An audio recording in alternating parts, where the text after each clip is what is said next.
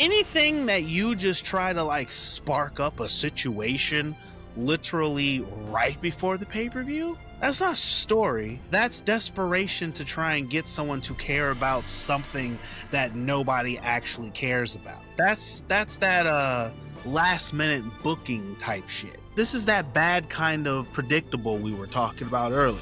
Exactly. Like, and it's half of the reason why most of this pay-per-view, I looked at it like, yeah, they're winning. Yeah, they're winning. Yeah, he's winning. Yeah, she's winning.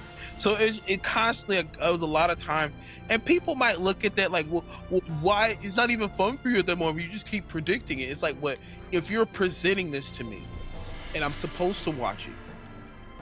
I need a reason to care, right? If I look at a card and I can tell half of what's gonna happen, that is not fun. That is not fun. Will Ospreay is training with the people who tried to kill him. Why? We still don't know why specifically he chose to train with the people who tried to kill him.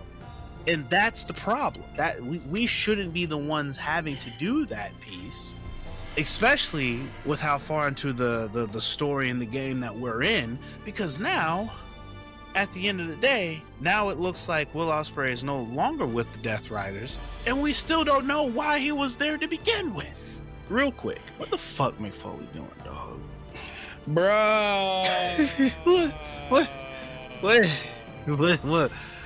What is Mick Foley doing, bro? Displaying his kinks on AEW.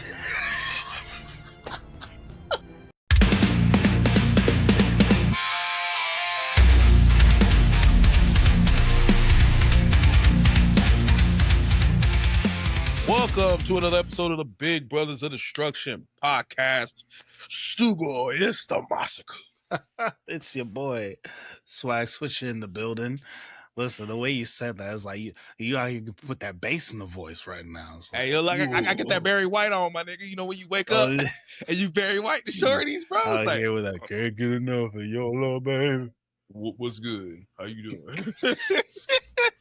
Hey, why you no, remember that that Ludacris, like, oh, why you talking like, man, fuck all that. Yeah. What up? Anyway, guys, God. welcome back to another episode where we are here to run down AEW Redemption. Guys, we are just weeks away from All In, and we are literally a week away from SummerSlam. But on the road of AEW's All In, they wanted to pull a WWE and have their own roadblock, Fastlane, before their own WrestleMania. And boy, when I tell you guys, this is the most skippable episode of Dynamite I will ever see. Well, I would say skippable. Like, these were great matches. You could have skipped it.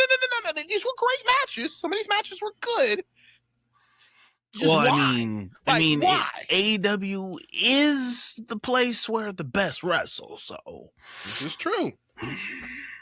This is true. I mean, like I said, you saw some great wrestling. Just a lot of whys at the end of it. And some people could say, "Man, why aren't you just enjoying the spectacle that is wrestling?" And as always, guys, when we watch wrestling, well, actually, this is a conversation I want to ask you later on now because. As I watch this pay-per-view and I've been diving into the vault of WCW, I've started to notice how I'm analyzing wrestling a little bit more. So I wanted to see how our wrestling psychology is going when we're watching matches from here on out, right?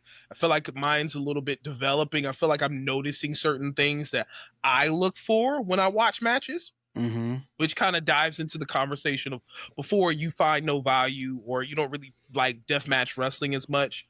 But as we've been kind of talking about this more in the podcast, I'm noticing things of like when I'm watching a match, what am I looking for?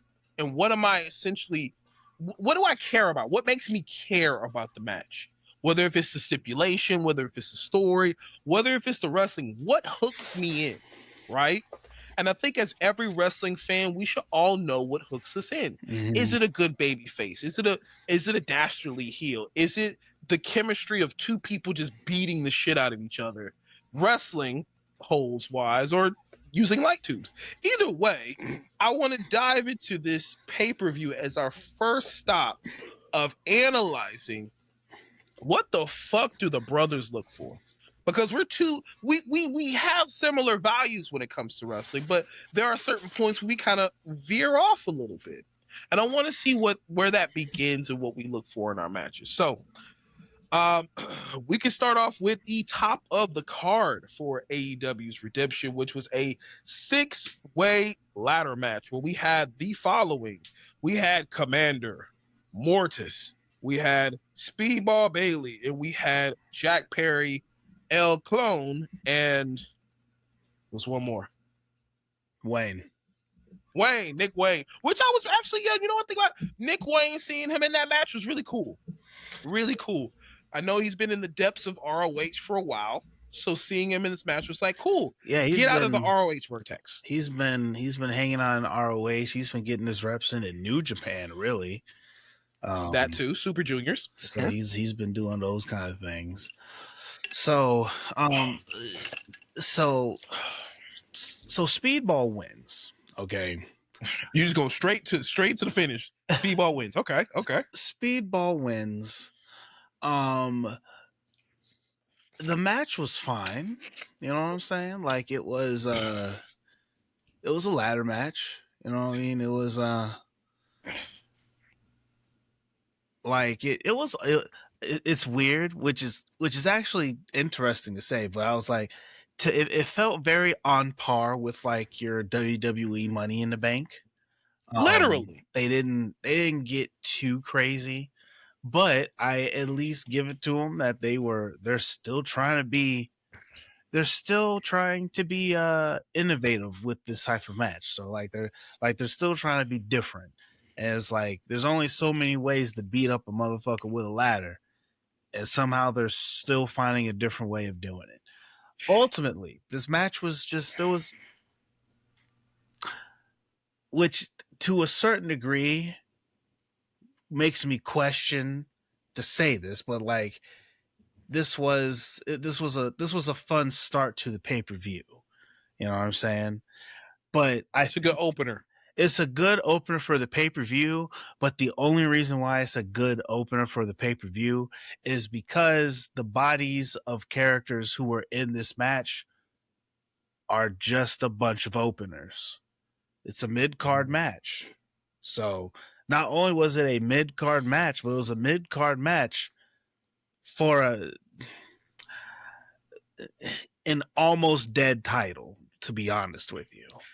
I'm not even gonna front you. Like, you know, I was gonna ask, as a talent in AEW, it's very difficult to be a Grand Slam champion because there's so many fucking belts, and we have the national title, the international, we have the trios, we have the tag team, you have the TBS title, the TBS or the TNT title. All different belts, right? So you got to be like holding almost 7 belts at least before you can become Grand Slam champion. That's a lot of shit, right? So, which is damn near an impossible feat, knowing their booking. But to say going into this match, it was fun. There was a lot of spots. I am a big fan of El Clone. I've been watching a lot of his content, a lot of his matches, and despite that little pile driver situation where I was like, all right, bro, so you just took a power drive and just like did that? I'm like, all right. I don't know if I'm a big fan of that, but like everything else you do, top notch shit. That man does some like, as Undertaker would say, he does Street Fighter shit. And I'm like, hey guys, if you're liking the content so far, go ahead and leave us a like. And if anything, leave us a comment in the comment section as well. Also, don't forget to subscribe because it helps us out, puts us in the algorithm, gets more eyes on the content. We can come up with better things. Absolutely. Appreciate you so much for watching the video. Now back to the video. Like, yeah, he's pretty good at doing Street Fighter shit and making it believable to me. People are saying that the person who he's the clone of is supposed to be coming back soon. Oh, hologram, yeah. Mm-hmm. Yeah, which will be great because that's honestly the reason for El Clone was to go against hologram, and then yes, that was the whole story, and then yep, dumped. Which I think the reason why he hasn't been on TV as much is because they're trying to save it for that moment. Which, all right, Well, understandable. he But not much. He just hasn't been on ever since whatever happened to him and he got injured. He has been gone. no, I'm talking about El Clone. The reason why they haven't been utilizing him as much is Oh. because they're waiting for hologram. Because his whole gimmick was to be a clone of him. So That's we true. can't really put him on TV as much and get him over so that when hologram gets back, it's like, well, El Clone's kind of cooler. Well, so like, wow. I feel like it's more the issue of, especially with the current predicament that the Don Callis family is in. Like you're right, but I also think the extra reason why they have not been showing him too much is because for a while he was kind of racking up a bunch of L's.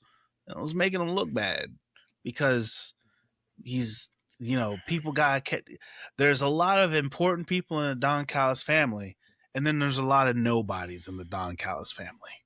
I'm gonna keep it $150 with you. It's personally because I've seen this through Tony Khan's booking. If you wear a mask, you're not winning. Well, but that's weird though, because it's like I mean, to a certain degree, you wear a mask, you're not winning the big one. Yeah, because most of his masked wrestler guys, they're great and they do win matches. Just they win the matches we're not watching because they're on Ring of Honor or on CMLL or whatever. I think the other thing is to take into account, it's whenever like fans are starting to like see a match and say, I wonder who's taking the pin. And there's a lot of that happening nowadays, fortunately, with the luchadors. And I feel like it's obviously it's terrible. But all this to say is I'm a big fan of El Clone. I really wished he could get his shine, but right now we're just waiting for hologram. Commander is another person that if he's in a match with 3 other people, he's taking the pin, unfortunately. Speedball Mike Bailey, I find it interesting, with him winning this match because he's definitely not beating Kyle Fletcher. That's just not happening. A rumor has went out that technically this win was for Mystico. Not Mystico. Mystico, whatever. He was supposed to win, but I think he got an injury or something happened. Because notice how when Speedball Mike Bailey challenged him, he challenged him in Mexico. Yeah. So the rumor was it was supposed to be Mystico instead and not Speedball. But kind of another reason why once I heard that, I was like, oh, then Speedball's not winning. So why should I care? So to say the least, this match is fun. A lot of great spots. I do love the finish, how Speedball got Mortis on the ladder and he does his flip knee attack. And he actually landed it pretty damn perfectly. I was a little worried. I ain't gonna lie. Because I knew what he was doing. And I was like, ain't no fucking way he's doing this off the ladder right now. And he does it. And he does it spot on. And I was like, oh, that's good. I like that. I did like how they finished that. But what else could you say about this match besides it being a great match for a lot of spots? And it's a good time. It was a good time. That's about it. Yeah, it was a good time. I wouldn't. It's definitely a match I probably would watch again. Actually, probably would watch it again, and that's not very rare on AEW right now. Interesting. It's more so like a background. You got certain matches that are background noises that you'll watch every once in a while. Fair. Keep it up there. So like it's watchable in the sense that I could watch it or present it to somebody and say, "This was a good time. Check it out." All right. But any final thoughts before we go into the next one? Oh, actually, I take it back. Final thought that I want to ask is when you were watching this match, outside of just saying it was fun, was there any elements that could have drew you in? Maybe was it a certain thing you could expect it from a talent? So like whether if it was seeing how Speedball was carrying himself in the match, like the ring psychology. Was there any ring psychology or things that drew you a bit to the match? So here's the issue. Here's the reason why the match was just fun, and I was like, I looked at it, I watched it, and I kept going. It's because the people who are in the match are not people who I care about watching on AEW. None of the people who were in the match had any kind of weight to them that was going to pull me in. AKA, for the match that I was given, nobody in that match was a draw for me. Speedball's not a draw for me. Okay. What was it? Now Nick Wayne, kinda, a little bit. Like I'm kind of interested in Nick Wayne, only because like I want to see where he goes, because he's fallen so far off from the whole, patriarch situation kind of thing with him and Christian. But I know that's not his fault, because that was because he broke his leg. So that And booking. So it's like, because his leg got broken, he couldn't really like finish that story. So it's like, that's like the last taste of Nick Wayne that I've really had, because I haven't been following him in New Japan and wherever else he's been. Jungle Jack Perry, like he's just a skinny boy that does flippy stuff. You know what I'm saying? And it was like, that's most of what that match was. Skinny boys doing flippy stuff. And I mean, like, El Clone looks cool, sure, but like, when it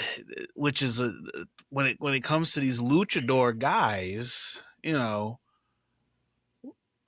until they start giving me extra stuff where they're like talking on the mic, or giving me some type of extra personality outside of the cool mask, they're just luchador A, B, C, D, E, F, and G. You know what I'm saying? Okay. And so it's like, when it came to this match, it was it's just a bunch of mid-card guys doing mid-card flippity dippity doos, and that's fun for a first match. Sure. There was no real heat going into this match besides the little bit of ness with Nick Wayne and Perry, because Jack Perry's out here and trying to make himself seem like he's like some veteran right now, and he's all like, chin up, kid, with Nick and all this other stuff. So it's just like, he's been there for a while, so maybe like, he kind of consider himself that. Yeah, so I'm just like, all right, cool. So it's like, that's like the only situation going into it. So it's like, for all intents and purposes, the match was cold, and watching it got at least like room temperature, and then it was over, and Speedball won. Yay. That's literally you. Yay. Okay. So basically, in a nutshell, because just to break it down for anybody else who's kind of watching, in a nutshell, for what I'm getting behind this is that there isn't anybody interesting enough for him to keep his eye on the match. But at the same time, unfortunately, it's because the talent they're using, they are all great in the ring. Mm-hmm. They're all good individuals in the ring, but in-ring competitor is not good enough for you to be drawn into the match. You need a little bit more. You need more personality, kind of the character behind them, not just the wrestler. Correct. Because like, literally everybody who's in this match, like, they're going into this match with like none of them are really in any kind of story type situations. Like, Speedball is just there. You know what I'm saying? Sure, there's a little bit of something going on with Jet Speed in him, but like, they kind of sort of like push that to the side kind of thing. So it's like, all right, well, I guess I don't care about that anymore. And of course, El Clone, he's just kind of there. You know what I'm saying? Jack Perry, he's just kind of there. Nick Wayne, like, literally out of everyone in the match, I like, Nick Wayne has the most interest for me, mostly just because I kind of like him. You know what I'm saying? But it's like, even with that though, he's just kind of there. So it's like just a bunch of guys who are there, you know, get on the payroll right now, and they as you like to say, Tony Khan put them on so that they can get a little can get them paid. Yep. He makes sure his boys can eat. Make sure they can eat. Yeah, make sure his boys can eat. So, with that concept alone, it kind of just shows that, again, similar ideologies, that we definitely want characters. We don't just want great wrestling. Granted, this is where AEW is known for. It's where the best can wrestle. But after a while, the wrestling can only do so much, and we need characters. So I feel like with the psychology of this match, there there are a few spots where there is a argument to where it becomes spot fest compared to where it's believable that these guys are actually going against each other, right? Perfect example. I saw a video, I think you had commented on it, where this guy was talking about the wrestling psychology and how, what is his name? The bruiserweight. Pete Dunne. Pete Dunne is one of the best people with wrestling psychology because you feel like you're in a fight with him compared to certain people who are just doing spot after spot after spot or catching things. So like how the Cody cutter, the Os cutter, the OG cutter, these are all like super spotty ass moves, and your partner has to guide you. It gives that acrobatic, that theater aspect, rather when Pete Dunne is doing it, it gives you that, hey, this might be a little bit believable. And a lot of this match was, unfortunately, a spot fest. Yes. So it does take you out of it. But that's the thing about wrestling, though. Not every match has to be the same. Some matches can be spot fest. And there's an audience for that. And that is the beautiful thing about AEW, is that they have matches for everybody. You got your deathmatch wrestling, you got your technical wrestling, you got your spot fest. And this was a spot fest. So did it draw me in? Yes, because hey, it's crazy to see a motherfucker backflip off of a ladder on a stage to people, and you want to make sure he's safe, but everybody knows hey, everybody get in position. He's getting ready to do the moonsault. So it's like, it kind of takes you away. So granted, that is the whole premise behind this, making sure everybody's safe. But if you have too many of those moments, it becomes, okay, that's another spot. Okay, that's another spot. Mm-hmm. And then we're just doing that constantly. So where is the psychology of the wrestling? So again, unfortunately, it was not in this match. So that is my final thoughts, is that it was definitely a spot fest. Which in this particular case, because of the match that it is, it's a ladder match. So it's almost a given that it's going to be spotty. Very but much. The problem is that AEW is built on spots. Very much. And that spottiness you easily see in the next match that we get here with the Bucks versus John and Will Ospreay. I was gonna say you could spot bullshit, because I spot a whole lot of bullshit of why the fuck are we having this match, and they try to give us a little package to get us invested, but it's like, no. So there is some story that we're trying to do here. All right. And I shared this video a little while ago, and it's one of those things because like me and Ray Zion actually had a conversation about it. And though we're not there yet, but just a quick mention, at the very end when everything starts going down, and then like there's a part where Wheeler Yuta, he like grabs like Will Ospreay, like gives him a hug and stuff like that. So apparently that was actually a small callback. It's a callback to when the Death Riders did that to Wheeler Yuta when they jumped Daniel Bryan.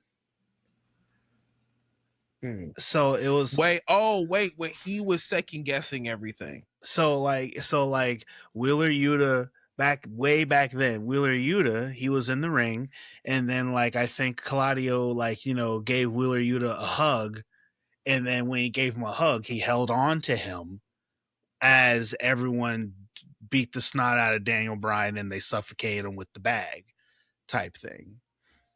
And so I don't remember his name, but Daniel Garcia. No. Like the one who actually who brought it up. The guy who for a while was doing he's the one that's been doing the TikToks where it's like you'll watch a video and he'll say something, then Kane's music starts playing. Oh yeah, that guy. Yeah. I ain't gonna lie, sometimes he's annoying. So he actually brought that factor up. But it was like, he said that kind of sort of that boy Joshua. So he said that in a way where he cause at the end, cause he brings it up and then he's all like, but people say AEW doesn't do story, but y'all just aren't paying attention and picking it up type thing. And when he said that, I was like, cause I was like, oh, that's kind of cool. And then when he said that piece, I'm like, okay, hold on.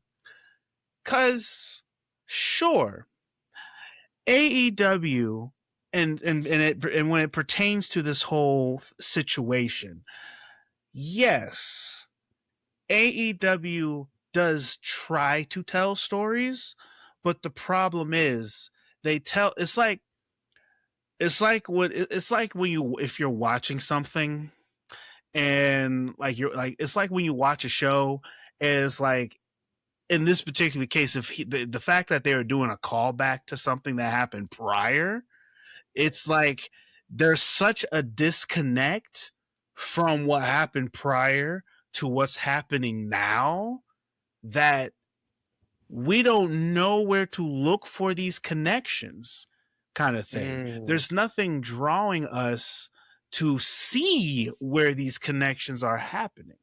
Like, that video that you shared, right? Where the guy was kind of sort of doing this very deep dive, intellectual, thought-provoking explanation of Will Ospreay and John Moxley. Yeah, and the story, yeah. And what the story is and stuff like that and everything. So the problem is the fact that we have to sit here and figure that out, as opposed of not even dissect it. It's more so they're giving us a story. It's like they're trying to give us a good story. They just don't know how to tell it. There's things that they're not doing. So for instance, like when that part with Wheeler Yuta happened, right? The proper thing that they should have done has been like, oh no, what is this? This feels familiar. I think we've seen this before. Oh, like commentary helping it out. Anyone. Commentary would be great. When you think back to JR right? When you think back to JR and King, when things would be happening or things about to happen or a wrestler's coming down to the ring, JR is literally painting the scene that we need to have visually in our minds to understand what's going on with this wrestler. Like, and only because of the fact that, me being such a big Kane fan, it's like JR drills it down to the fact that Kane's a monster. Kane is this. Kane is that. He's Taker's brother.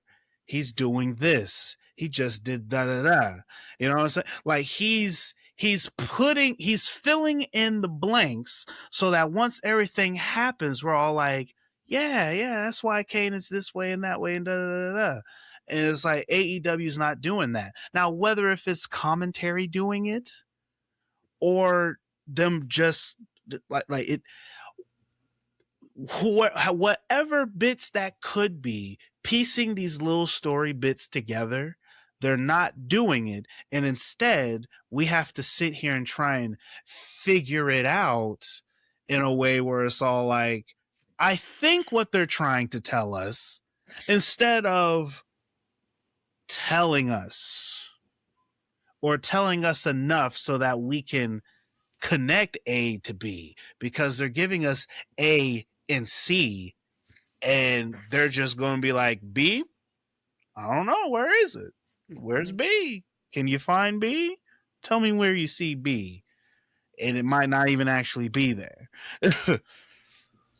So I think the best way to kind of appropriate this, especially with gaming and being gamers, it's like whereas back in the day, WWE would give you materials as your main objective. Your main objective is to understand this character and all the blocks that get you to the point of the story. Whereas AEW is giving you that, but then every once in a while, they give you a hidden unlockable or a hidden thing that if you didn't go in that, like, remember how Sonic rooms were back in the day, like, you know what the big ring was. If you didn't know that to run close to this wall, you would have never known that fucking ring was in there. So it's just like it's one of those unknowns, and unless you actually like took a smidge to look to the right, when honestly the main attraction of the situation is right in front of the screen, but in that right little corner you see Willie Yuta hugging homeboy.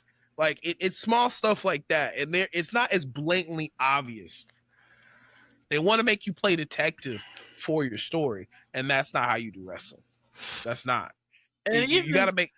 And I almost don't even want to say the fact that like that's not a way of doing it, but it's one of those deals where it's like their storytelling is not consistent enough for someone to really put those little things together, because there's too many big things that are missing or are still not answered.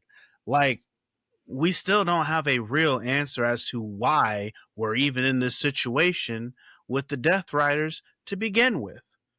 Oh yeah, like why Will Ospreay, after getting his like whole neck fucked up, he just say, "Yo, they giving me that killer instinct." But why though? Like your continuity, your Samoa purpose. Joe like, asked him why, and he didn't answer. Swerve asked him why. He didn't actually answer. And so before, and maybe I'm getting a little ahead of ourselves because of the way things are set up, but still in relation to all this, it's like in this match, even, right? The whole situation, because number one, I'm kind of with you. I'm like, I don't care about this match. I really don't. I mean, I've never been big on the Bucks myself, kind of thing. And this match just kind of sort of came together because of the fact that, you know, the whole little scrapping that they had, literally last Dynamite, where they came out there because John Moxley, which that was the whole situation itself. So I'm just like, really, nigga? Like, Kenny Omega hit you on accident. Why are you acting like this, bro? Like literally, you know he didn't do. All right, Mox. All right, bro. It's just like how it Cody Rhodes and CM Punk flicking the belt up over and hit him in the face, and it's like, y'all really tried that shit that hard, trying way too hard to formulate heat in a spot that is Arctic cold. And so here we are with this match, and the whole situation goes down where, like, it was weird for me at first watching it, because I was like, is he like did he like hit his head like really hard? Is he like really out of it type thing? Like, what are you talking about? In the match with the Bucks, where like towards the end, where, you know, one of the Bucks was like, he was so out of it and messed up and this, that, and the other. And I'm like, for a moment, it confused me, because I was like, wait, did he really fuck his head up type situation? But then it's like, John Moxley's all like, kill him, slaughter this man, and Will's all like, whoa, I just, and so they have that little debacle going on there, and I'm just like, okay, which then led to them losing, which had me even more like, okay, all right, I guess, cool, but. And then at the end, John Moxley's like all mad with this whole ass, like, you didn't pull the trigger. You're like, well, I don't know what your problem is, dog. You know what? I don't think you're going to be able to, set yourself up for success. So I'll take it into my own hands and I'm going to do it myself. And he storms off and all this other shit. And it's like, I mean, I appreciate the setup for all this kind of thing. Like I said, they are legitimately trying to give us a story here, but it's one of those things where it's just like, I still don't understand and get the reason why this was even the story route that we decided to go with. Like, Will Ospreay is training with the people who tried to kill him. Why? We still haven't got there yet. And we still don't know why specifically he chose to train with the people who tried to kill him. Now, we can, just like how the guy, actually, it's funny because that video that you sent, he didn't answer that question either. As a matter of fact, I'm pretty certain he was like, though I don't know why he decided to do this. And then he started giving me some mights and maybes. And that's the problem. We should not be the ones out here maybes and maybe it might have been this. That we shouldn't be the ones having to do that piece. Especially with how far into the story in the game that we're in, because now at the end of the day, now it looks like Will Ospreay is no longer with the Death Riders, and we still don't know why he was there to begin with. So it's just like, and a part of it could be to some fans, they like speculating, like wondering, like, what do you think could happen next? We don't know. Maybe it could happen here. Maybe this will happen.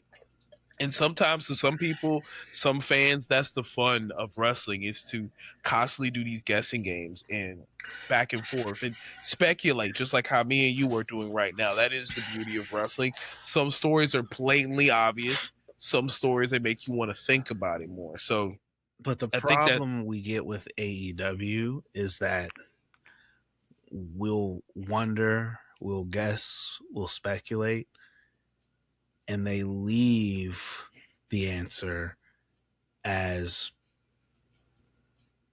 look at this new story we just came up with. And it's all like, what happened? You know what I think of it as? Is imagine somebody serving you a plate of food. You're taking one or two bites and they immediately snatch it from you and give you a new plate. You're like, hey, I was eating that. Hey, we got a new plate for you, bro. Concentrate on this one. I got a new plate. I was like, I was eating that. I actually don't even know what that other thing on the plate was. Can you tell me what that was? Nah, here's that tastes really good. nah, here's your new plate. So you're not gonna let me know. All right. Well, I guess we'll keep pushing. Whatever. Literally. Like, it's literally. And it's not. And now, granted, the story is still going on. So maybe, because that's all we can work with AEW is maybes. Maybe we'll get an answer on Wednesday. We won't, but I'm gonna just say maybe we'll get that answer. The callback, cool, like but to what? I'm calling to what extent? I'm calling it now. I feel like what's gonna happen is at Wembley, Ospreay will win. Kenny is gonna take a backseat for a while, and Moxley is gonna come up and intervene at the end of the celebration to set up the feud between them.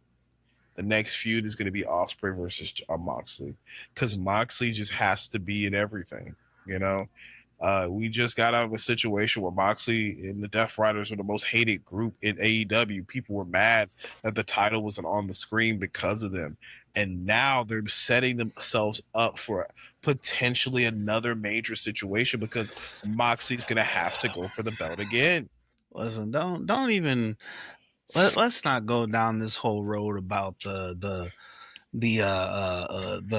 big show writers out here, because constantly switching between babyface and heel is oh my god, bro. They switching. Who called them the Big Show writers? I Please. did. That was Get me. The fuck out, bro. That's crazy. They are the well writers, because the amount of times they flip flop from being good and bad, like literally tonight. Now, I will say, at least tonight, they were very consistent about being bad guys tonight, because otherwise, but it's weird because like Jon Moxley and Will Ospreay, you know, they started out with that babyface pop, and then he could start being booed because Jon Moxley is Jon Moxley and all that good stuff. But like, it is, I guess it is what it is, because this is all we're going to get out of AEW. And let it be known, this is the only story, in my personal opinion, that had any real weight for the rest of the show. The only other story that had any kind of situation going into the show is like the Jericho and Ciampa thing. But that's later on. But yeah. First off, you're supposed to call him Painmaker. Oh, I'm sorry. Because that's what they wanted him. He's Painmaker. Painmaker. But yeah, Painmaker, apparently. But if we want to go, I'm just gonna say this real quick. Yes, I feel like it's stupid personally when you put your main event talents in matches where, and I think it's mainly because I'm thinking about Ospreay and Kenny and knowing they're the kind of individuals who can't really turn it off. Will Ospreay sometimes would do some death-defying shit in matches, and you're like, bruv, you just got of an injury and your big match is coming up soon. Why are you doing that spot? What if it fucked? Okay, what then you're injured? So I always find it really interesting when they put some of their main event talents for a pay-per-view match. Like seeing how we get Roman and Rollins and they're not doing matches is because they're preserving them. They're making sure they don't fucking get injured. See, that's like a double-edged sword type situation. It is. Because but I only bring it up because of Ospreay. It's because that motherfucker would actually do something that could potentially injure him. I don't see that as much with a Rollins and Roman, but to me,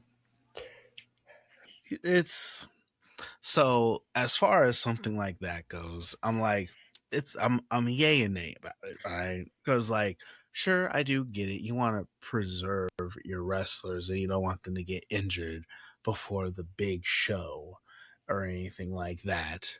But at the same time, like, just relating it to the Roman Reigns and Seth Rollins situation, like, there's only so much talking you can do. You're right. There's only so much chatter.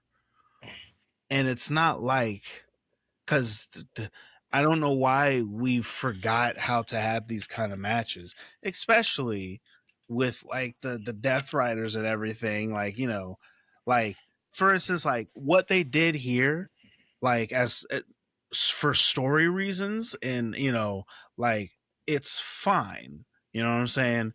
You know, because the Bucks are Kenny Omega's best friends and everything, and You know, they got into a little kerfuffle on the last episode of the Dynamite or whatever, and so that's why now they're going to fight each other because you know Kenny Omega is busy doing his other thing, type deal. Sure, that's fine. A little but kind of thing. And then there was very legitimate storytelling and a whole situation that happens after the match that's like, oh, okay, that means this is going to continue on. Cool. I'm fine with all those pieces. And at the same time, we still got to see, you know, Will Ospreay it up a little bit, and kind of thing. Now, I will say, sure, I can also agree to the fact that you don't need to go so hard, you know, in this who gives a fuck match type deal. But at this point in the game, that's just AEW, I guess. Like AEW doesn't know how, like, to me, the way that this looks, because like WWE, when they have their two people who are going to have a match with each other, they have somebody else who is there with the two wrestlers that helps put that match together. All right. So like a Paul Heyman. Yeah, or Natalia's husband, like, cause he does that. D. Malenko used to do it. I forget. Oh, there's a term Jason for Kidd, it. Tyson Kidd. Yeah, Tyson Kidd. Producer. There you go. There's a producer for the match. Okay. As someone who has been backstage at indie shows and have sat in and listened to wrestlers plan out their matches and stuff like that, because on the indies, there are no producers. It's literally you and me. We sit down and we're like, all right, so what we doing tonight? How we're gonna make this match happen? And to me, that's what they do in AEW. That's what it feels like to me. Because there's certain things that happens in AEW that would never happen in WWE, because WWE would be all like, all right, how about we dial that back like by like 50% because this is a no-name pay-per-view and not our WrestleMania. All right, so like we don't need to do all of that. Let's do a little bit of it, and we'll save all of that for the big show. You know what I'm saying? It's like, to me, and this is honestly with a lot of these matches, I feel as if like these matches are being put together by the wrestlers and they don't gotta run this through nobody else. There's not someone who they're going up to is like, all right, so what y'all doing tonight? We're doing this. No, it's like they go to Gorilla's like, all right, have fun out there. Remember 20 minutes. You know, that's it. That's but that's what it feels like with the way that they move. Now, maybe after the fact, like, you know, the story parts of it, you know, maybe they do they do the story stuff fine, but like during the match, this is just the from the heads of the wrestlers. And sometimes it's like, is that really what y'all came up with? Because there's a match or two in this on the rest of this list that has me like, that's really how y'all that's the finish. That's the finish. Oh, now I'm curious which one you're talking about when we get there. So, if it's the one I think it is, yeah, I remember looking. We'll get there. But just so that we can move on, because you know when we talk about Death Riders, we can go on for hours about how it just doesn't make sense right now, and until we finally get the reasoning of why certain things are happening, maybe we can look back and say, okay, now that makes sense. Okay, now that makes sense. And okay, now that makes sense. So until then, we're just question marks. So next up, I believe, was the Dogs versus the Bang Bang Gang, correct? Or was that No, first it's Kyle and Bandito. There we go. What could I say about this match is besides that Kyle Fletcher is a fucking beast in the ring. Like him and Ospreay are obviously cut from the same cloth. Those two are maniacs when it comes to matches. But at least with Kyle Fletcher, he to me he's more technical.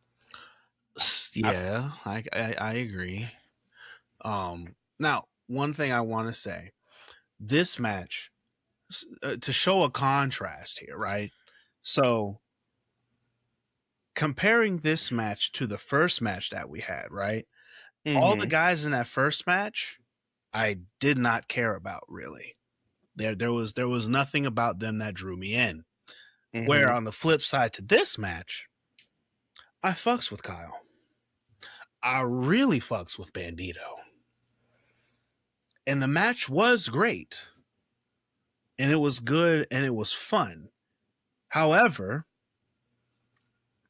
because there was no real extra thing holding me to watching this match, outside of the fact that I do like both of these guys, there's no heat here. Like there is some there's a little bit of like microwave heat, like you put your food in there for 30 seconds, sure, you know.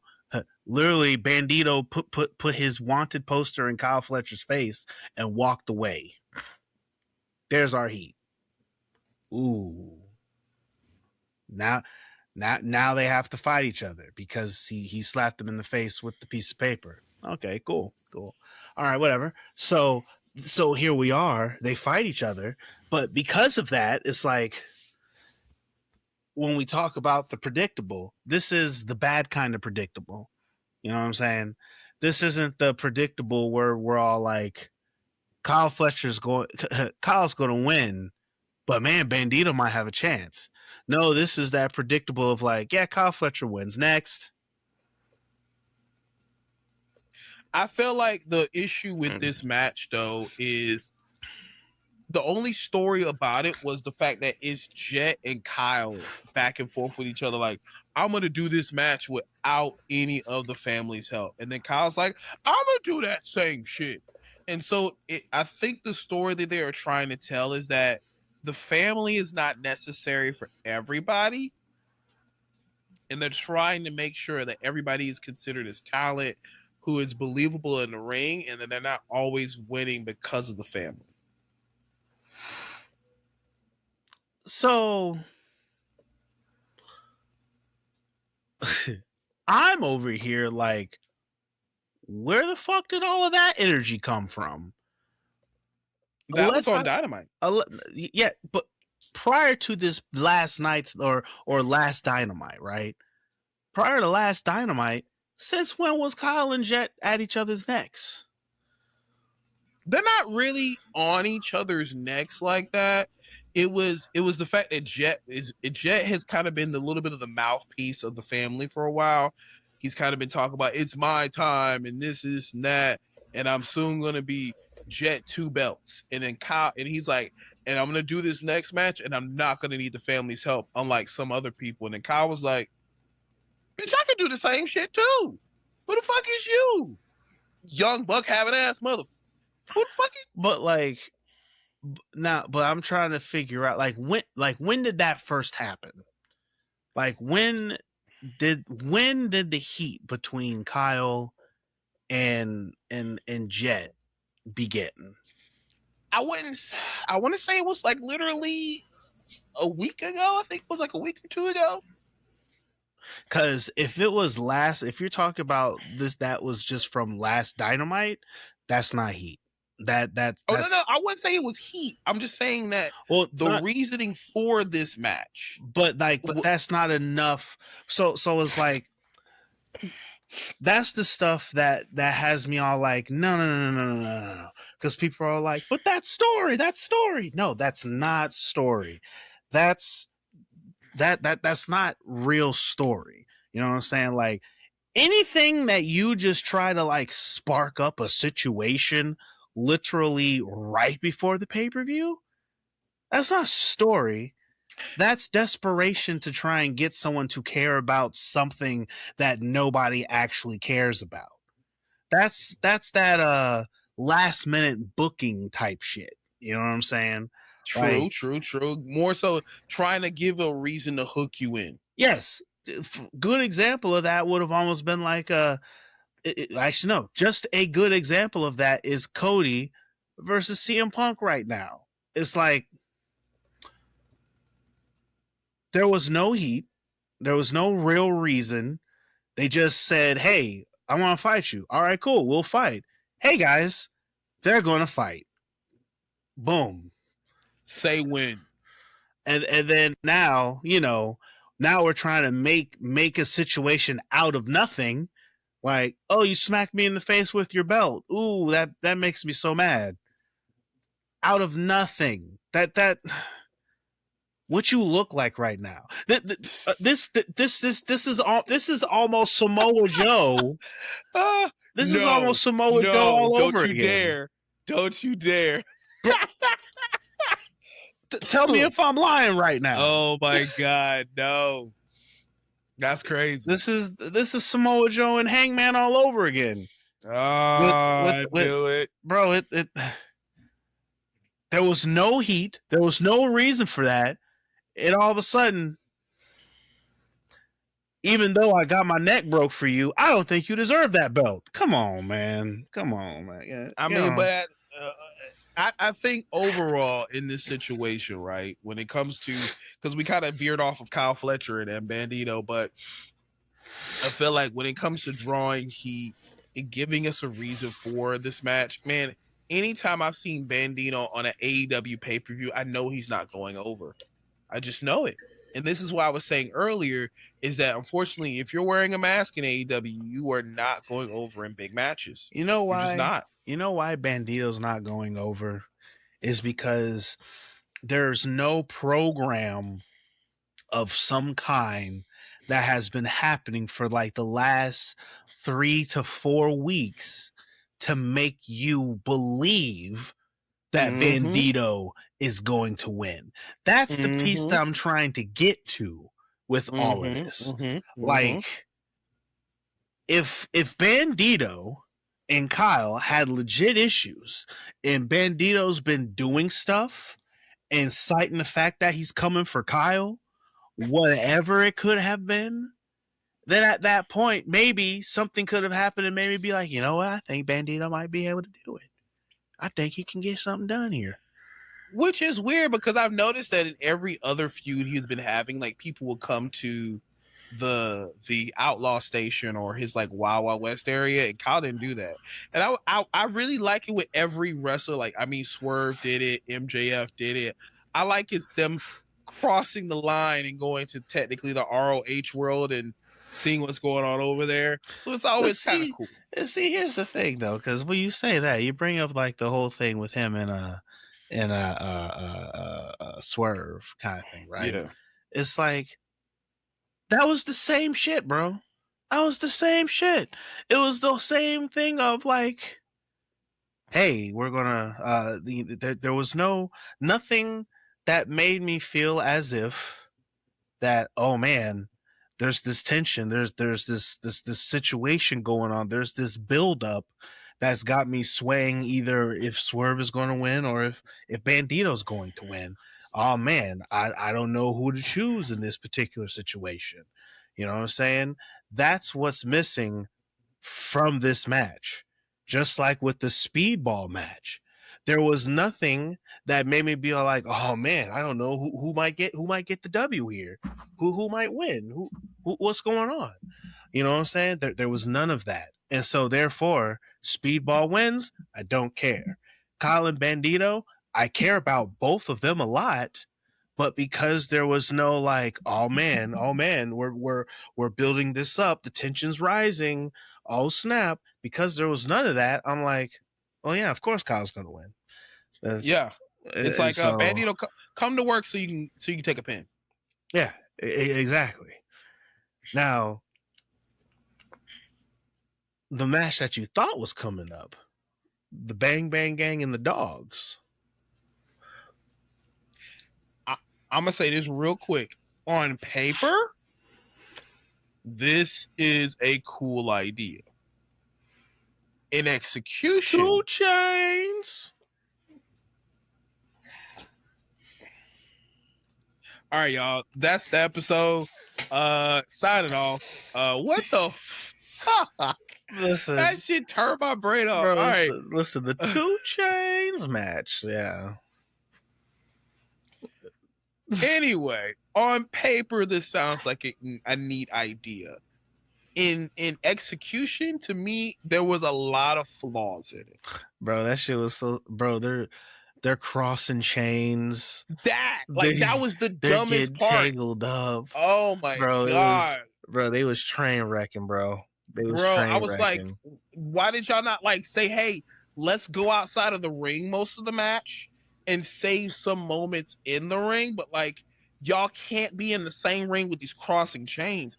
Like, you guys are trying to do a spot, and then oh shit, I'm caught in this area. I can't protect myself, bro. Yeah, and now you have to break the kayfabe of the situation to get yourself out of the predicament to take the bump. No, it sounded like it was a cool idea, and then the actual application of the idea, and like halfway through the match, I could just feel why did we do this? Literally. Why did we literally? Why did we run this play?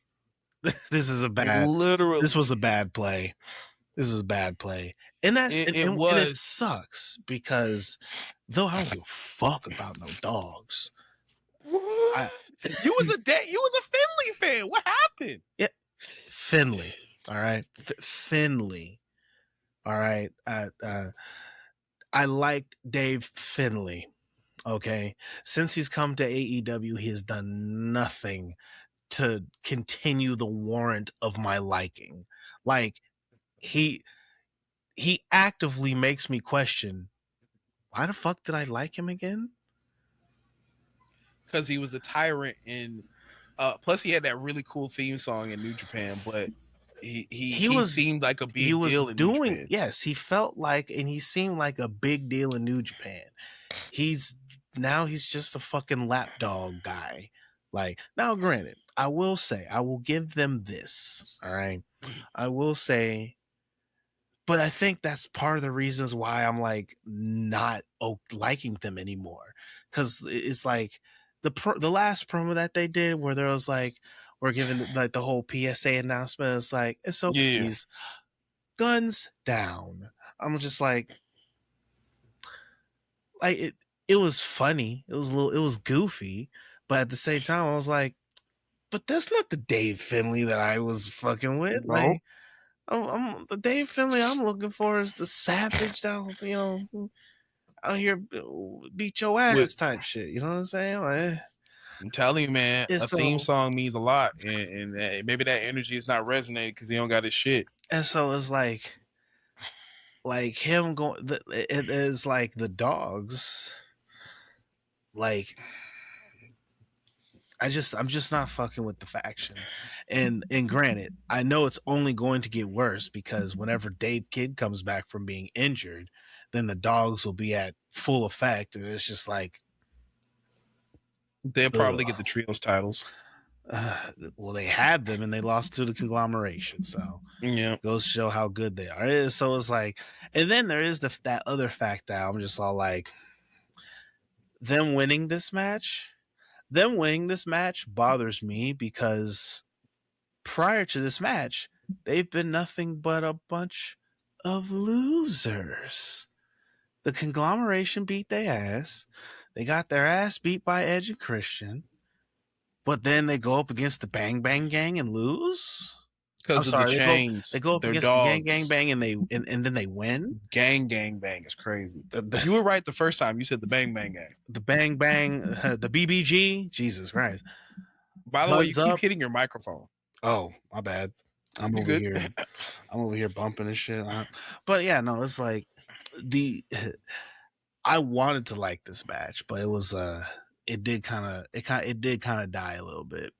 It did kind of not a little bit. It took me out after like they kept having those chain situations multiple times, and I'm just like, yeah, like I think it was one of them that really got me was when I think Jay is trying to do something, but he forgot that Finley went over the top rope So like, wait, fuck, hey yo, Philly, get over here. And then now, now I can do the spot. And it's like, no, man, that took me out. So,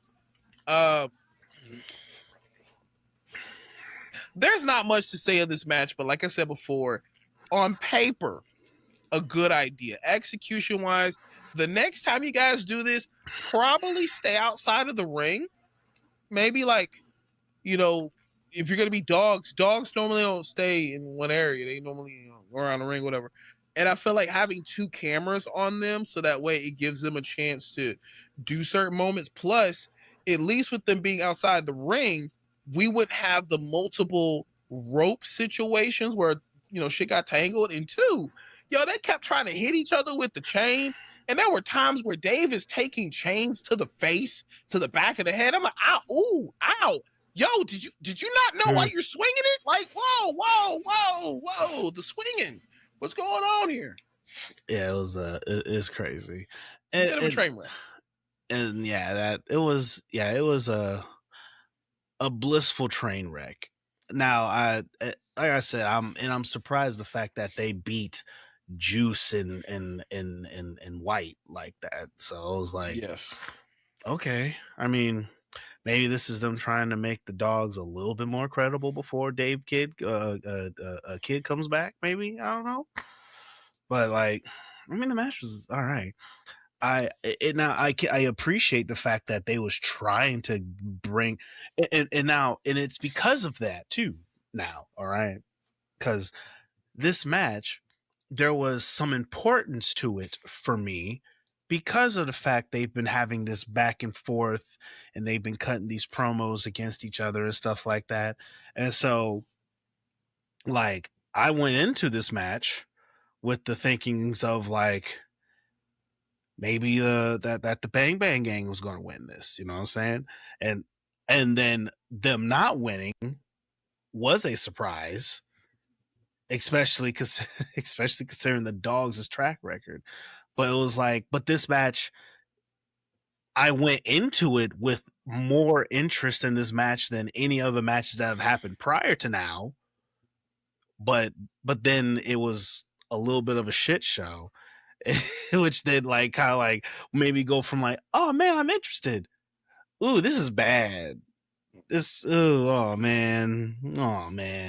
All right. Well, we tried. literally. And I feel like I said before, I can say it again, say it 10,000 times. On paper, in theory, nah. Take that idea back. So,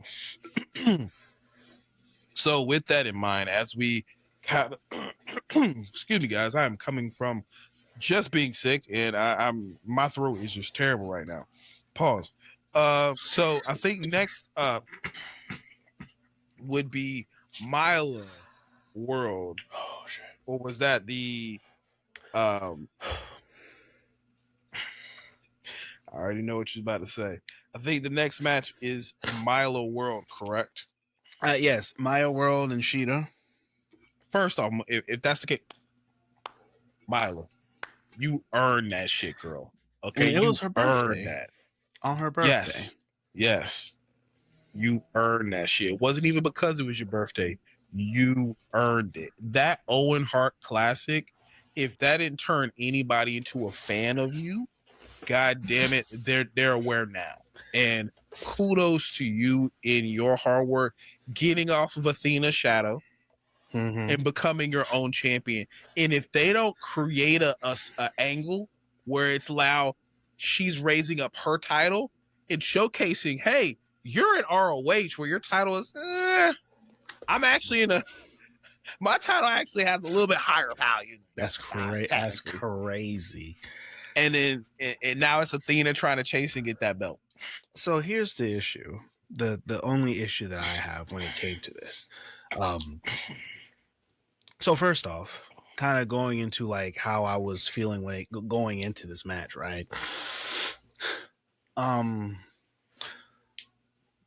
This match, oddly enough, I was okay that there wasn't really any kind of story in between Maya World and Sheeta. Mm-hmm. And the only reasons why is because they're to a certain degree they didn't have to be, because Maya World went through the whole gauntlet match or whatever Mm-hmm. kind of thing. However, that being said, it's one of those deals where it's like she's fighting for this title that Sheeta has, and Sheeta hasn't done, like, going into this match, Sheeta really never did anything to make me care about her having the title. The prestige of the title is gone. It's practically a dead belt. It's been a dead belt since Sheeta got a hold of it. She just kind of had it, kind of thing. And so it's like the only reasons why I was interested, the fact that My World is fighting in this match and might get this belt, is because we're still riding the high from the last pay-per-view when she lost against Mercedes. But she put up such a fight that made you feel as if that, oh snap, she just might beat Mercedes. The story that she had going into this point has been amazing. And now that thing that I've been talking about with the other matches that didn't exist, that feeling of like, oh snap, we're building something up with Maya here. That was her and the Owen that built up, that built up, that built up. She lost, but then they did the thing that we was hoping that they would do. They followed up. They kept putting her in matches on TV. Okay, I'm following this. She earns herself a chance to get into that tournament. Okay, all right, we're getting there. And now she wins the tournament. She wins the gauntlet, and now she's going to fight for a title. Oh shit, I'm interested. You see how that works? Mm-hmm. Y'all did something. You built her up. You made me follow this journey, and now I'm interested because it was interesting. And then we got a nice payoff with her winning the belt. So cool. It'd be great if we can keep getting that kind of stuff.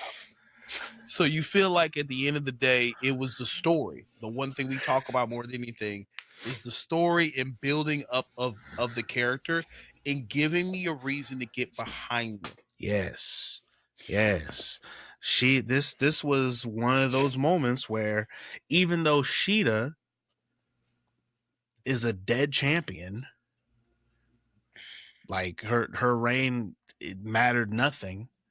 She what was it? Who did she fight to get the belt? Like I want to say it was somebody like oh no. It was like a big match. It was like a 4-way match or whatever. And she like pinned Statlander, wherever the fuck she is. You mean generic wrestler number 8? Yeah. So it's like she did that, and it was like there was something there because they were all like, but they dropped it. They dropped that story of the little butting heads between her and Statlander. That kind of sort of got like whooshed away, kind of thing. And she's just kind of been hanging out here, type deal. But nonetheless, at least there was something tangible with at least one of the players in this match that was able to keep me invested in, draw me into the match, and then the match was okay. I ain't gonna lie, the match wasn't like the match was kind of weak, like, but that ain't Maya's fault. I don't know what's going on. It was because Sheeta. they were trying to create a story of kind of like a heel in desperation. And granted, World was not kind of like the oh, everybody get behind babyface. It's more so you saw what was happening, and you again can admire her hard work. So like, remember how I told you before with Cody and being that babyface? This is the perfect example. It's because I've seen the growth outside of and this is just mainly through 2 matches. I've seen enough to say, hey, this person can talk. This person has something that gets me going, and there is a story behind their growth outside of what she was doing in ROH that can make you say, hey, you know what? I could get behind this. Now, if you give me a reason not to, I will immediately reel my shit back in and be like, man, fuck out of here. I thought this was different. It's the same bullshit. But now that she has that title, as you mentioned, it's a dead title. Let's see where she goes with it. Man, I hope she can bring some kind of life back to that bitch, because Lord knows. But there's some representation going on in AEW. We have 4 sisters with belts. Well, technically, one of them's in ROH, but 4 sisters thrive. Anyway, I would say overall this match is it was okay. It wasn't a spectacle, but it was a story. And I had to. When I saw the match on paper, I said, "Man, I really want Milo to win." It's funny. I really wanted to win. A lot of people are saying the fact that like Sheeta out here lost a step or something, bro. She lost a step. Yeah, and you see why. What was it, Rio? The one that Jim Cornette really hates. He hates how she's like 75 pounds soaking wet. Is it Rio? Rio? Oh, Riho. I think Riho, yeah. Man, her and they both have fell off. I mean, in the sense of, I don't think there's space for them anymore in the demographic that is AEW's women's locker room. Especially now where we might even get a Bailey in the locker room, which they keep talking about, or people else who are coming to AEW. I don't feel like that locker room is meant for them anymore, unfortunately. And unless something happens, especially with the Stardom situation, which I don't think she technically works with Stardom. I've never seen her on Stardom. I think she's just AEW. Mm-hmm. Well, yeah, that's a really weird situation. I really ain't got no answer for her. I don't think it's so much that, but like I do think she like since she's come back, like number one, I don't think she's like figured out what she is yet now that she's back, because like but then again, there's a lot of people who just can't seem to figure out what they are at AEW right now. Mm-hmm. But I'll digress on that. That is a different argument for a different time. Different day. Yep. But yeah, that match was like, it was like, outside of the fact that like, you know, I was rooting for my world. Like, I feel as if there was actually a little hype for this match. And then the match was kind of like, it was okay.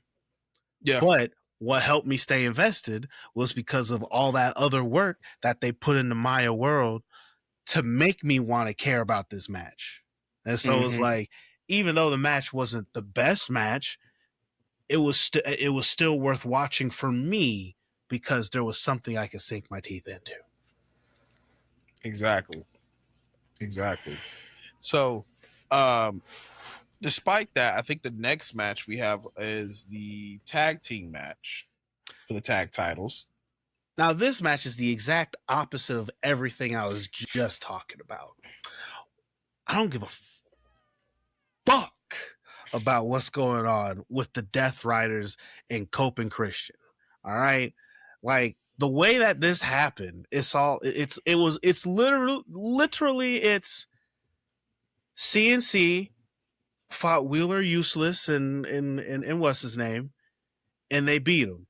Cool. And then they were all like, hey, because there's all these Death Rider people and whatnot, we're going to call out Claudio and what's his name so that we can just go ahead and get all of the Death Riders out of the way, kind of thing. You know why? Mm-hmm. Because we have all of this room in between now and the next pay-per-view where we fight the Bucks, and we just want to do something. And that's all this match is. This is just a match to get people on the card to make you want to buy the show, because now you can see Cope and Christian because they're going to be there. And plus, they're also in Canada, which is where they're from and stuff. So, like, yay, you get Cope and Christian in Canada against Death Riders, because who cares? Because Cope and Christian also just got done fighting the dogs, and the dogs are still lapdogs for the Death Riders right now,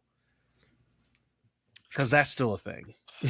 I feel for Pac and being in this match because, man, Pac looks like $1 million fucking bucks. Mm-hmm. And I really wish they would do something more with Pac, in general. I know Death Riders does sound like a cool idea.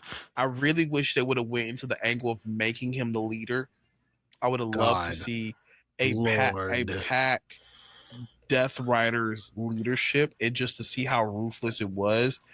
And maybe they don't pull the trigger. Maybe they might do it at Wembley. We don't know. Can you imagine looking like $1 million and only allowed to wear dollar store clothing? Or his singlets? Like, can you imagine looking like a champion and being told to go job out to some motherfuckers, bro? Like some 50-year-old motherfucker. That's not even the age, bro. It's just the simple fact of, hey, we know you look like you could be the next AEW champion, but I need you to go out there and take that pin. Unceremoniously, by the way. Oh, okay. So just like, yo, you got to eat that pin and just deal with it, bro. Just deal with it. What's the problem, bro? That's Claudio and Pac right now. You know what I'm saying? Like, it's crazy. Is he still a CMLL heavyweight champion? I don't know. Who cares? Oh, damn. Bro, who cares? Claudio don't do shit for me no more, dog. I used to love that nigga, dog. Like, yeah. I used to love wait. You don't fuck with Claudio, you fuck with Cesaro. Oh, let's make that clear, actually.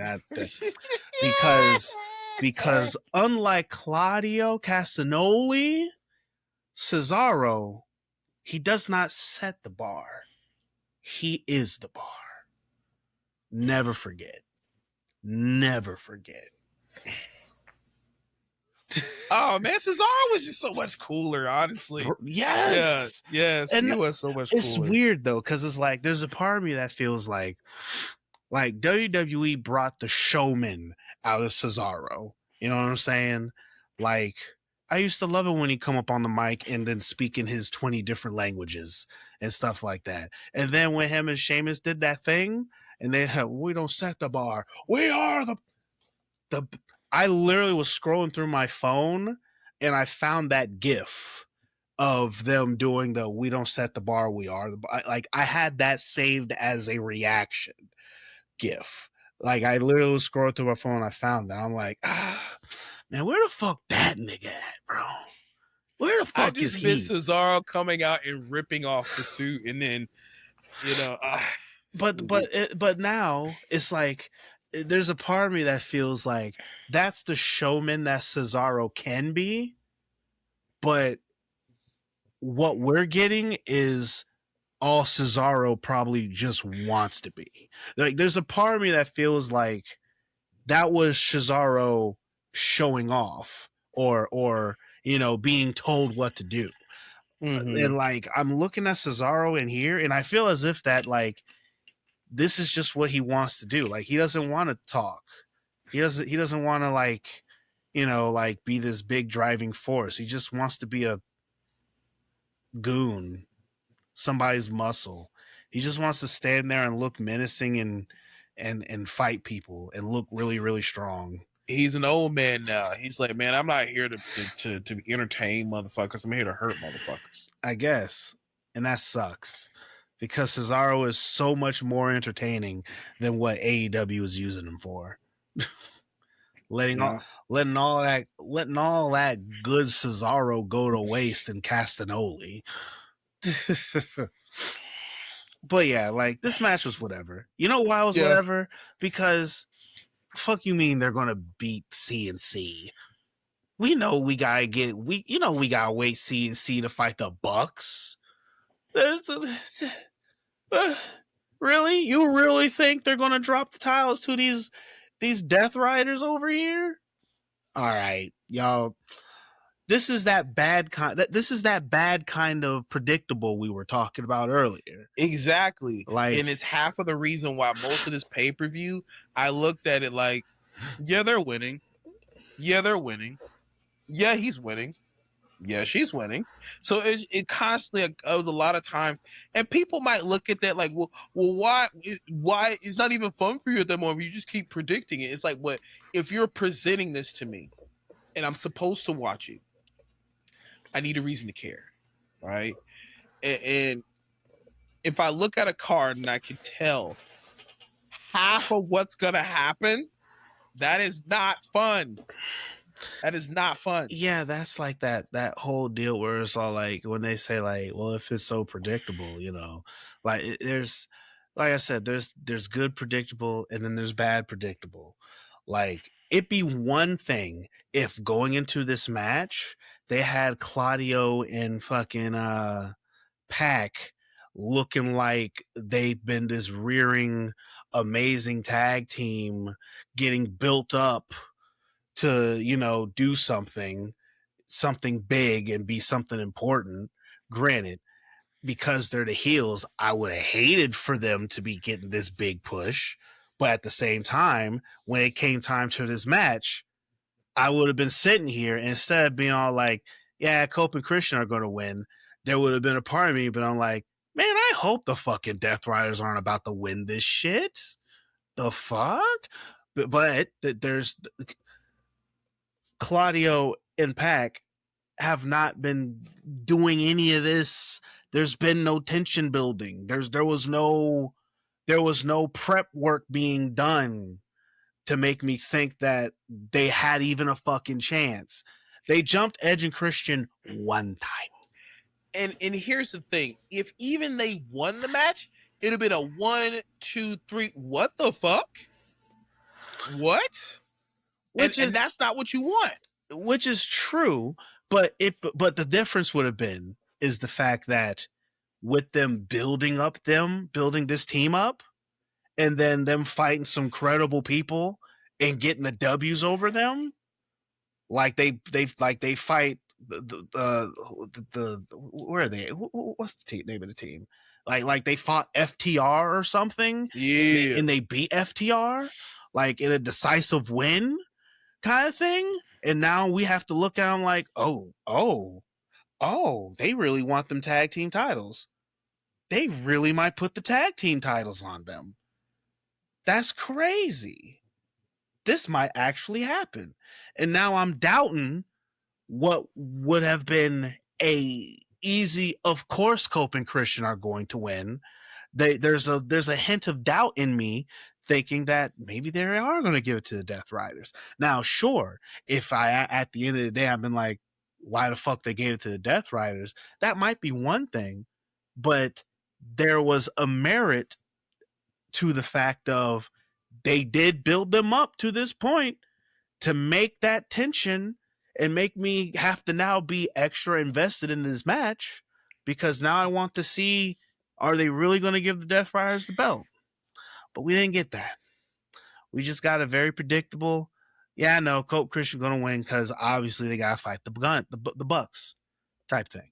They got to fight the Bucks. Which I found it funny because Razion was like, he's watching it currently, and he was making comments. He's like, man, why did the Bucks win? I said, yo, just watch it a little bit further. It'll explain everything. And the Bucks versus CNC is not the match I would have wanted. I would have preferred, if you're going to do it, the Hardys versus the Bucks. That makes more sense. But technically, already done it. But yeah, and plus the Hardys are on TNA right now, and they're the goats for real because now they are rocking the gray hair, which I'm like, man, we getting old, bro, and I hate it.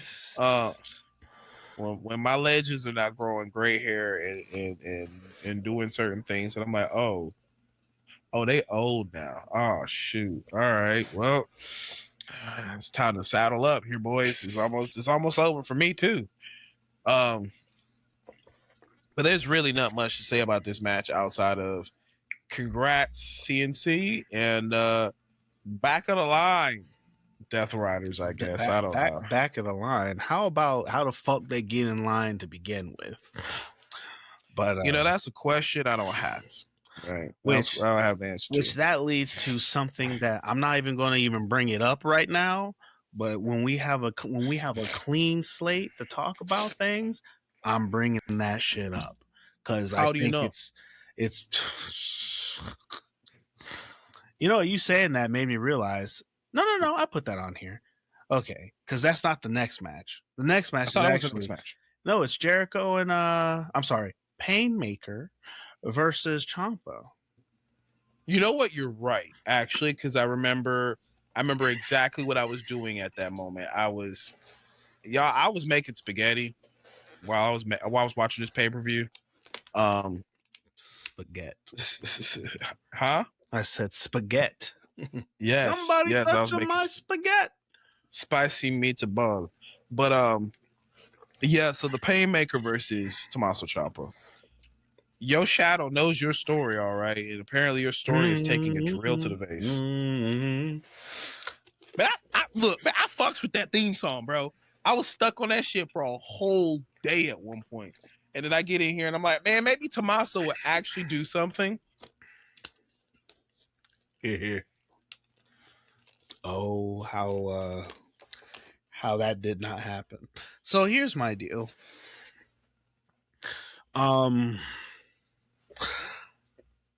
As far as the match go, good old death match tactics. Nice little shock and awe moments. You know what I'm saying? It's fine. It was cool. Really, no real problem with it. Honestly, like it was a match and it happened. You didn't have a problem with the drill because you didn't see it. So let me put it this way. I really did not have a problem with the drill. I am surprised that they actually did use it, but like, I don't have a problem with deathmatch spots. You know what I'm saying? And I don't necessarily have a problem with death matches. I don't really care for them. And the reasons why I don't care for them is because they're used extremely improperly. Because I think I had this conversation with Ray Zeon. For me, okay, and unfortunately AEW does this really bad, but like a death match is a end all be all last line. We hate each other so much. There is nothing else we can do but allow us to actually attempt murder upon each other's person type situation. All right. That's when a death match should happen, in my opinion. All right. A death match shouldn't be hey, doctor. All right. Start busting light bulbs over each other's heads. You know what I'm saying? Like, I'm thinking of Dr. Redacted in deathmatch wrestling when you said that, but continue. And so it's like to me, for all intents and purposes, a death match usually happens when, hey, that guy's a psychopath. That guy's a psychopath. Hey, let's watch these two psychopaths who've never met each other do psychopathic shit in the ring to each other. All right, cool. Let's watch. And these two men who have never met each other are now beating the shit out of each other with all kinds of crazy weapons, plunder, knives, daggers, spikes, explosives, and they barely know each other's name. Violence for the sake of violence happening. If that's the case, I'll watch a fucking gore movie, and I'm not doing that shit either. Now, in regular wrestling, if we're going to do a death match, the steps that we took for this Chris Jericho and Ciampa, because they've had several matches up until now. They've been fighting each other backstage. They have been verbally abusing each other. It has gotten to a fever pitch where now just regular hands don't cut it no more. It is at that point, for me, a death match is acceptable because now we have done all that we could do, and now here we are. Kind of like with Obafemi and Brock Lesnar.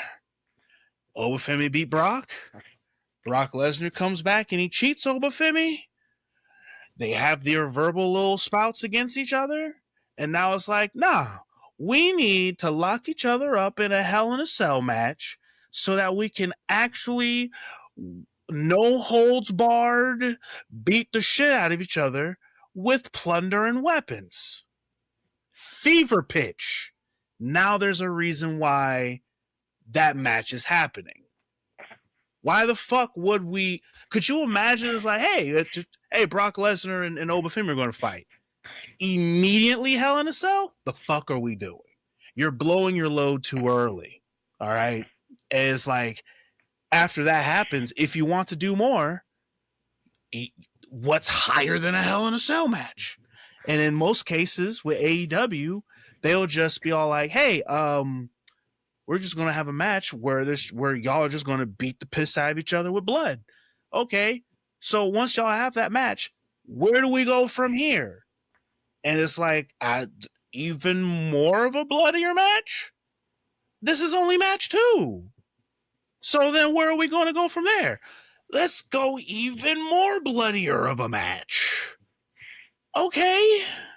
But then when you get to that point, it's all like, it becomes desensitizing. And now all that blood, all that gore, all that beating and stuff like that, it means zilch. It means absolutely nothing. And that's my issue when it comes to a lot of AEW's matches that are like this, because we get it all the time. We're getting it every fucking week. Every fucking week. We're getting this shit. And so it's like, when it comes to when we get something like a Jericho versus Ciampa, Painmaker, deathmatch style and whatnot, it's like, and especially after we've had the show that we've had thus far and whatnot, like, obviously they're going to have to go above and beyond because they have to be more bloodier and gorier than the ladder match was, which was easier to do because the ladder match was simple. But it's like, but because of the fact that, I don't know, what, like literally, let's see here, Sunday, Saturday, Friday, 3 days ago, I saw women beating the dog shit out of each other with weapons in a street fight, getting bloody. 3 days ago. All right? 3 days ago from the pay-per-view. If I was someone who spent $50 on this pay-per-view, all right, what is enticing me to spend $50 on this pay-per-view when 3 days ago I watched 4 beautiful women do the exact same shit for free? The exact same shit for free. So then once it gets to a pay-per-view, I don't care about it as much because I've already seen it 3 days ago. And then I'm pretty certain a week from that, I saw someone get busted open and bloodied then too. So I'm really desensitized when I see Ciampa a crimson. Like, I don't care anymore. Like, okay, he's bloody. Now, when you think back to when they made it actually feel important, when you see that crimson mask on Stone Cold Steve Austin, I gave a shit about that. You know why? Because the last time that happened was probably about a month ago from that point on the last pay-per-view.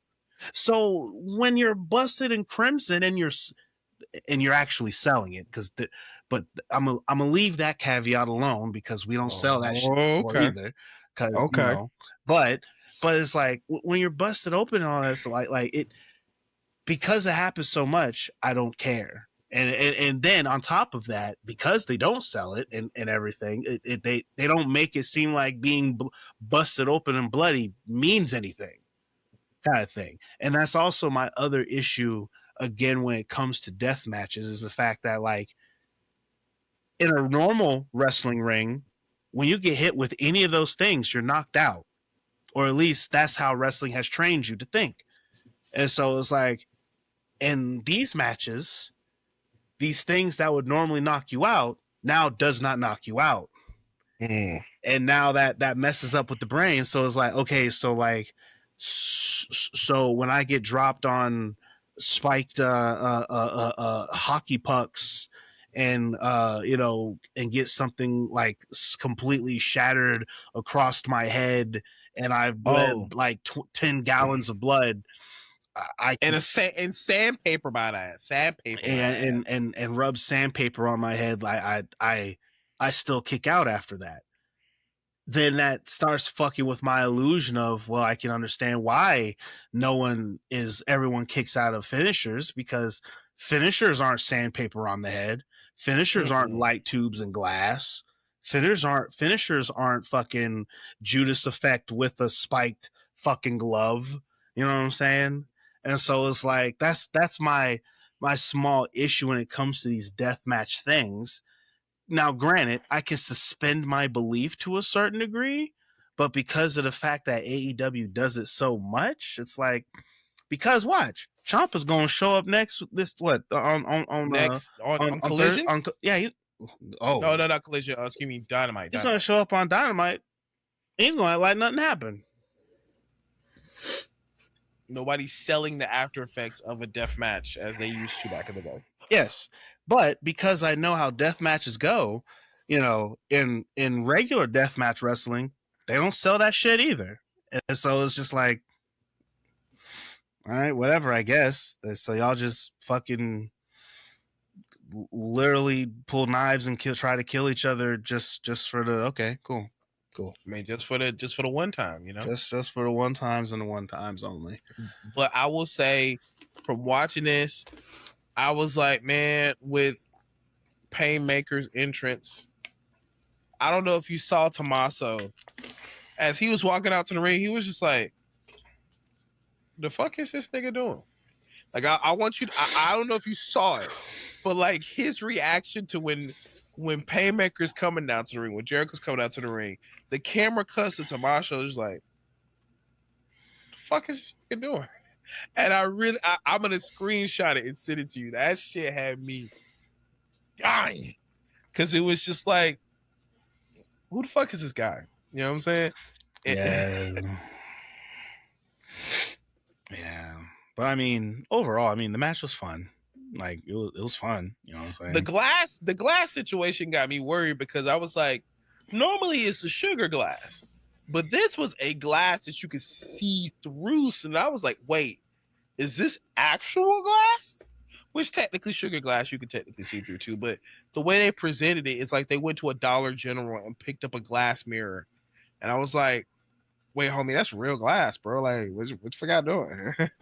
So there were certain spots where, I feel like a lot of this was Jericho probably wanting to stroke his ego. Because again, as I mentioned, when I was watching Raw tonight, I saw a older talent not giving it out the opportunity for somebody else to get up and get some shine. Because for somebody to be known as the Psycho Killer, this should have been the moment where the Psycho Killer makes fucking sense. But no, the Psycho Killer gets drilled. I am curious to see where this goes for Ciampa. Cause, excuse me, I honestly thought Ciampa was going to win this. I thought too. Like, I thought he was going to get it's like, I thought he's going to win. When I think about it in hindsight now, it's all like, well, Ciampa's been beating Chris Jericho up until this point, so of course Chris Jericho had to get his lick back, I guess. But then that makes you think, so if Chris Jericho got his lick back, where's Chris Jericho about to go after this kind of thing? Is he going to continue as the Painmaker, or is he going back to Jericho? Like, that, and then it's like, if we're boosting Jericho up right now, like what are we trying to boost him up to do? Because this is like, having a match like this and winning this match, that means like this was the blow off. So like for all intents and purposes, they should be done after this. So it's like Jericho wins, Ciampa has to go lick his wounds, and now Jericho is about to go off and do what kind of thing. Because when I think about Jericho since he's come back, he put over Ricochet, because Ricochet kept beating him. As a matter of fact, I think Ricochet literally came out on top in that feud. So it's like, and then immediately, no, I take that back, because Jericho got his lick back on Ricochet on that part too. But Ricochet beat him like twice, and then Jericho got his lick back at the end. And then they immediately went into this whole thing with Ciampa, which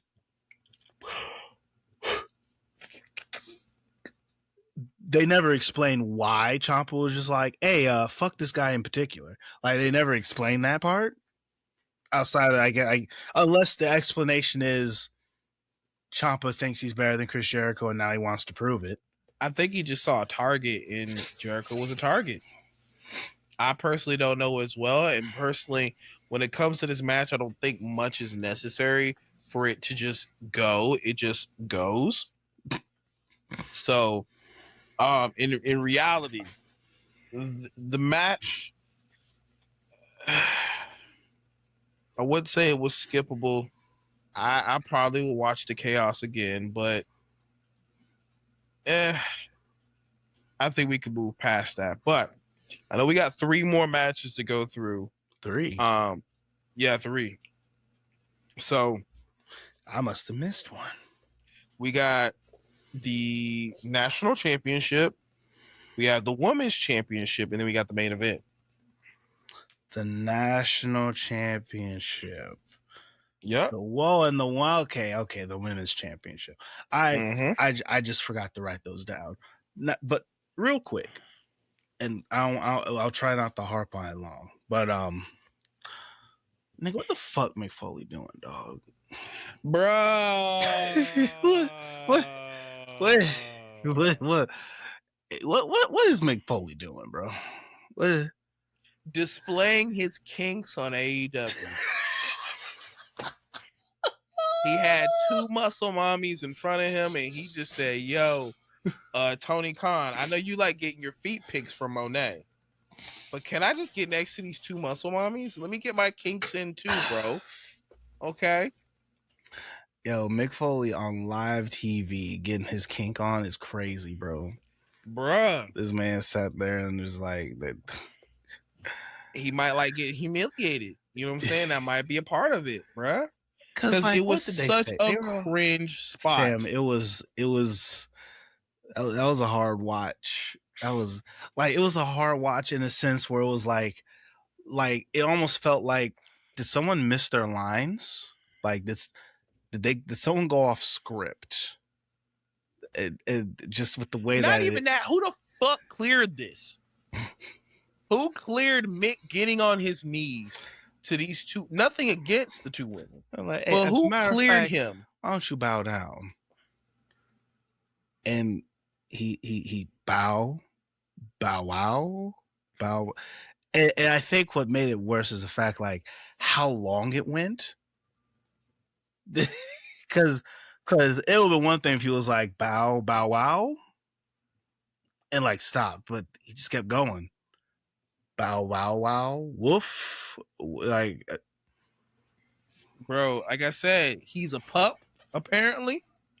And he was around 2 muscle mommies, and he was just like, let me knock this out. I love my muscle mommies as much as the next guy. I simp for Megan Bain easy. And what's the other girl's name? Fucking I can't remember it either. I'll gladly I'll gladly, you bowing down to them. Like, I might bow, but I ain't gonna wow. You know what I'm saying? Like, we're not. It's like, hey. But what if she told you that's how you can get it? You gotta bow, wow. Bro, listen. sometimes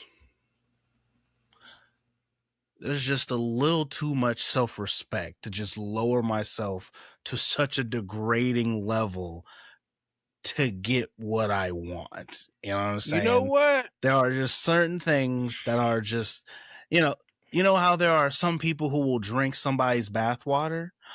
I'm not that thirsty. Okay, but there's certain people that'll take back shots for like a certain amount of money. And those people will happily say I would take that much money for that many back shots. You never said there was money involved.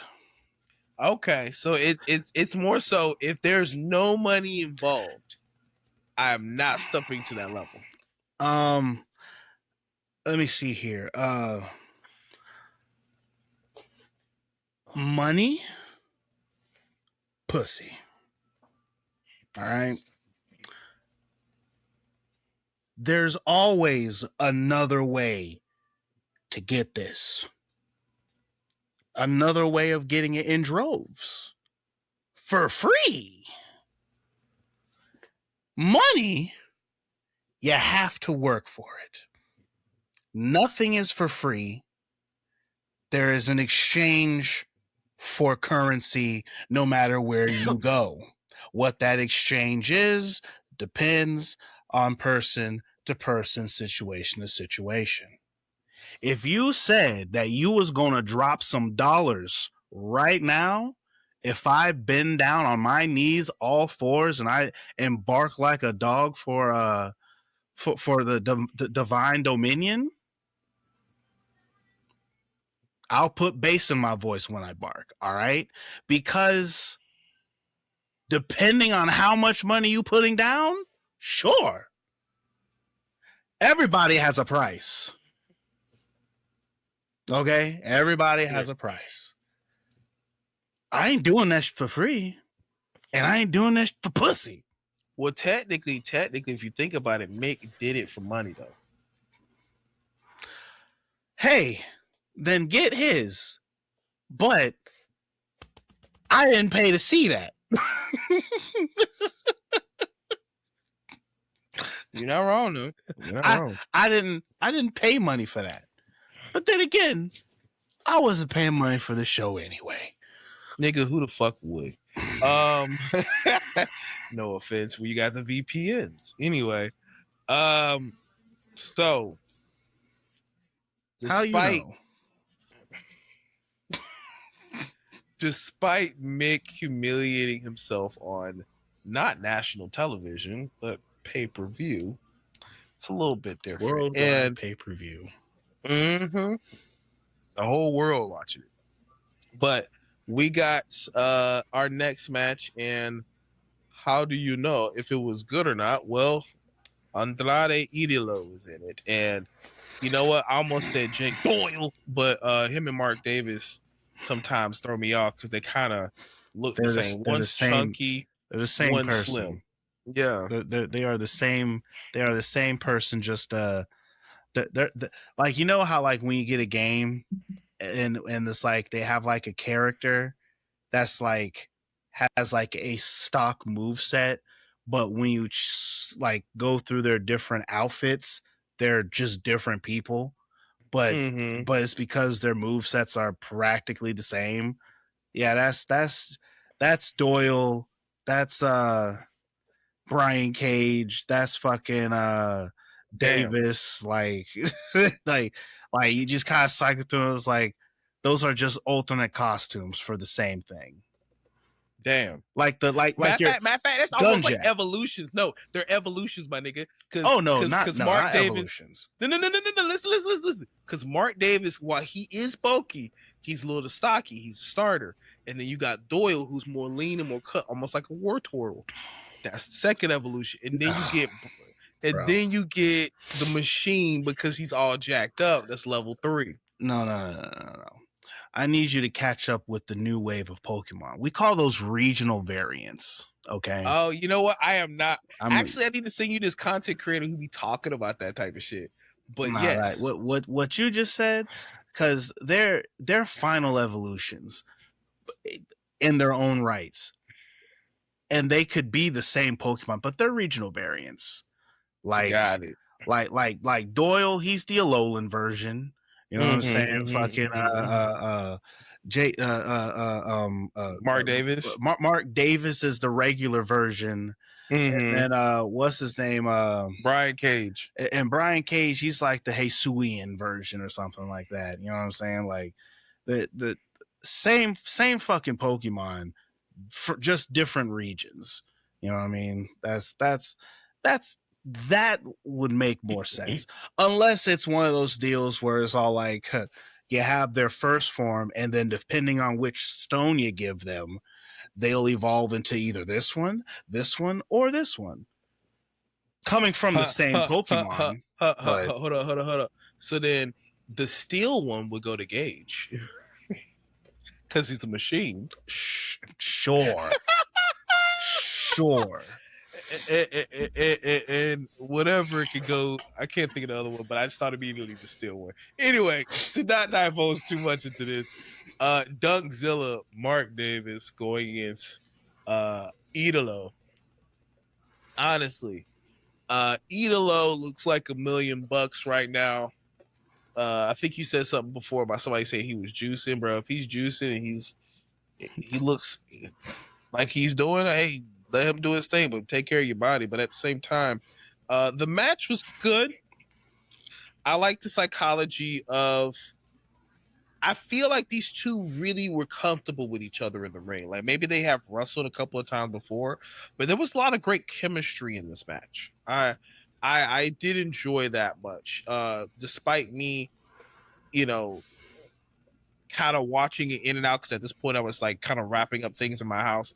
But from what I saw, there was a lot of really great in-ring chemistry. There was a spot that, man, you could only trust your opponent in this moment, where Idolo's on top of the turnbuckle, he does a moonsault, and he doesn't even look behind him to see if Davis was there. He just did it, and Davis was there. That's a level of trust. The match was a good match. Like, this match was one of the better matches, kind of thing.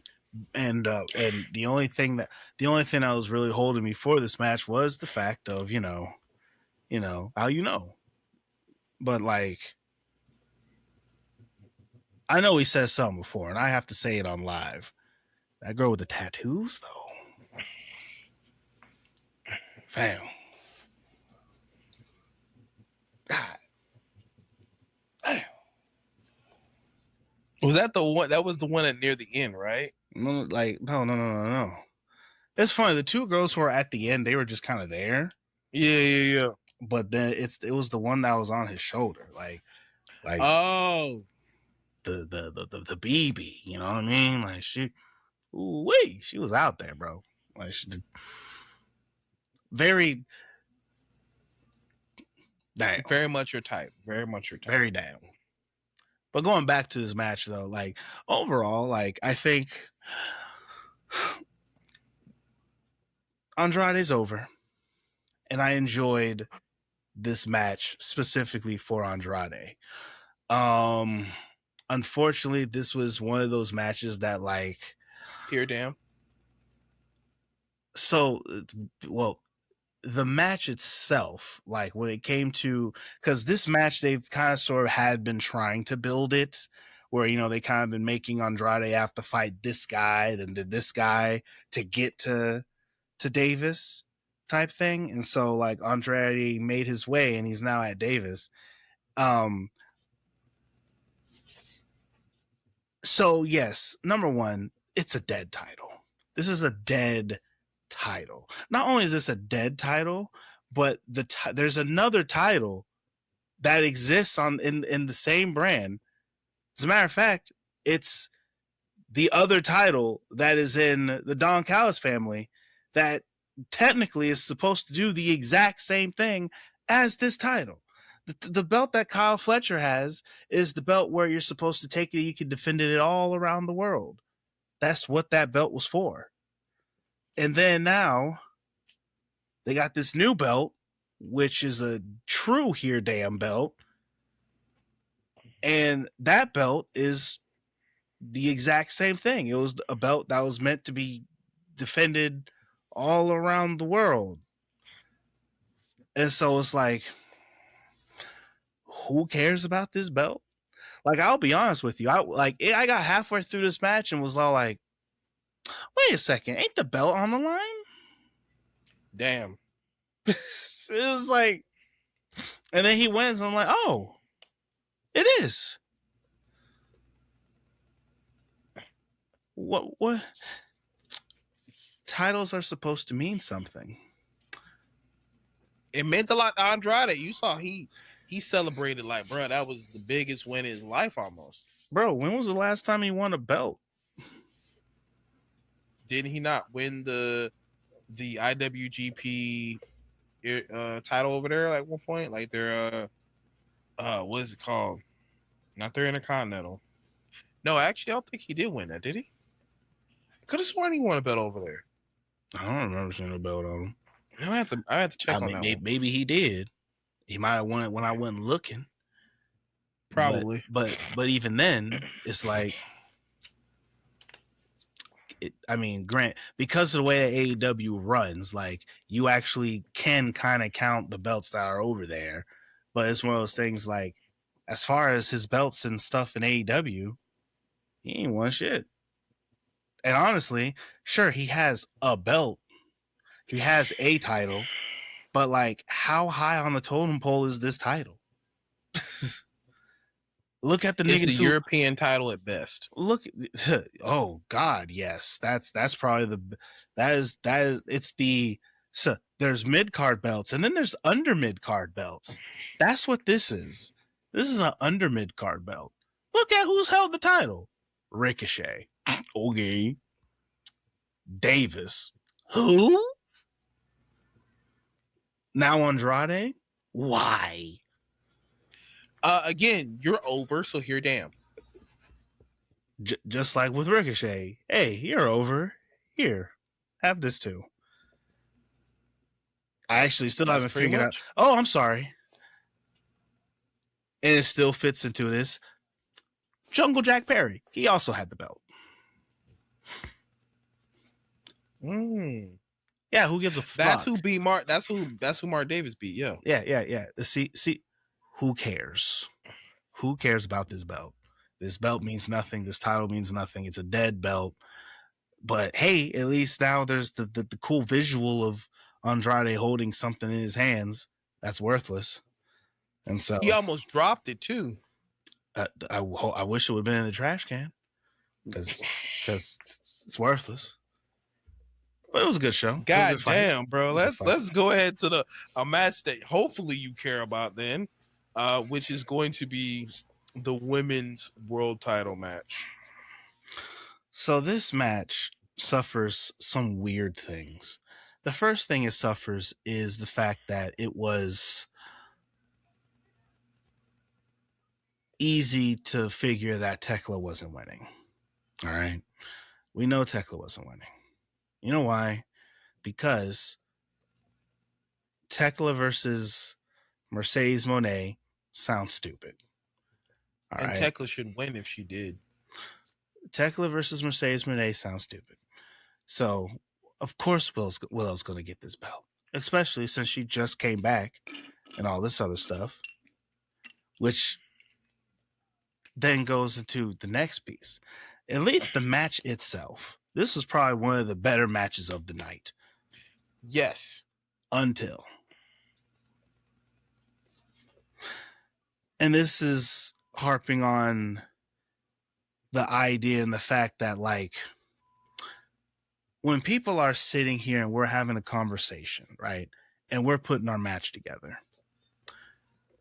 And I'm the one that's supposed to be going over, all right? And I'm telling you, all right, so in the finish, I'm going to try and clothesline you. You're going to duck. And then I'm going to spin around and you're going to kick me and you're going to pedigree me, right? And I'm going to get up from your pedigree and then I'm going to hit you with my wild style and we're going to finish the match. So basically we're ignoring your finisher so I can hit mine and call it home. Yep, that's how we run that. That cool? You know, because you're diminishing my finish. You know what happened in this match? Mm-hmm. Tekla hits her spear. And Willow acts as if she did nothing. She takes the spear, and then she gets right back up. And I'm just like, and then proceeds to win. I'm like, oh. And that's how the cookie crumbles. Because, yes, Tekla, as always, gives you a spectacle of a match, good in-ring work. Willow just as good as well. There is definitely that dynamic of heel and face in this match. But the match itself was not, there was no disappointment in this match. Mm-mm. What disappointed me was when Willow Nightingale wins the title and literally proceeds to do the one thing that the Death Riders was known for, and that's hiding the belt. How are you not displaying the belt? The belt is in a book bag the whole time. Yeah, that was a weird choice. I'm like, bruh. Like, I mean, I do get the fact that the conglomeration has this weird backpack thing that they do, but that was a weird choice. That was a weird choice. I would have got to the ramp and pulled the back on the front and did some Zelda. Da-da-da-da. Like, I would have did some shit like that. Like, bruh. And I'm not in the ring, okay? But I would have did some cool shit like that. That'd be cool as fuck to pull it and with the belt, bruh. And the fireworks go off and shit. Come on, my nigga. Nobody was thinking about having the belt out. It was the belt in the bag, and it was not even the fans could see the belt. They were seeing Nightingale. They're probably like, Nightingale, where's the belt? And she's like,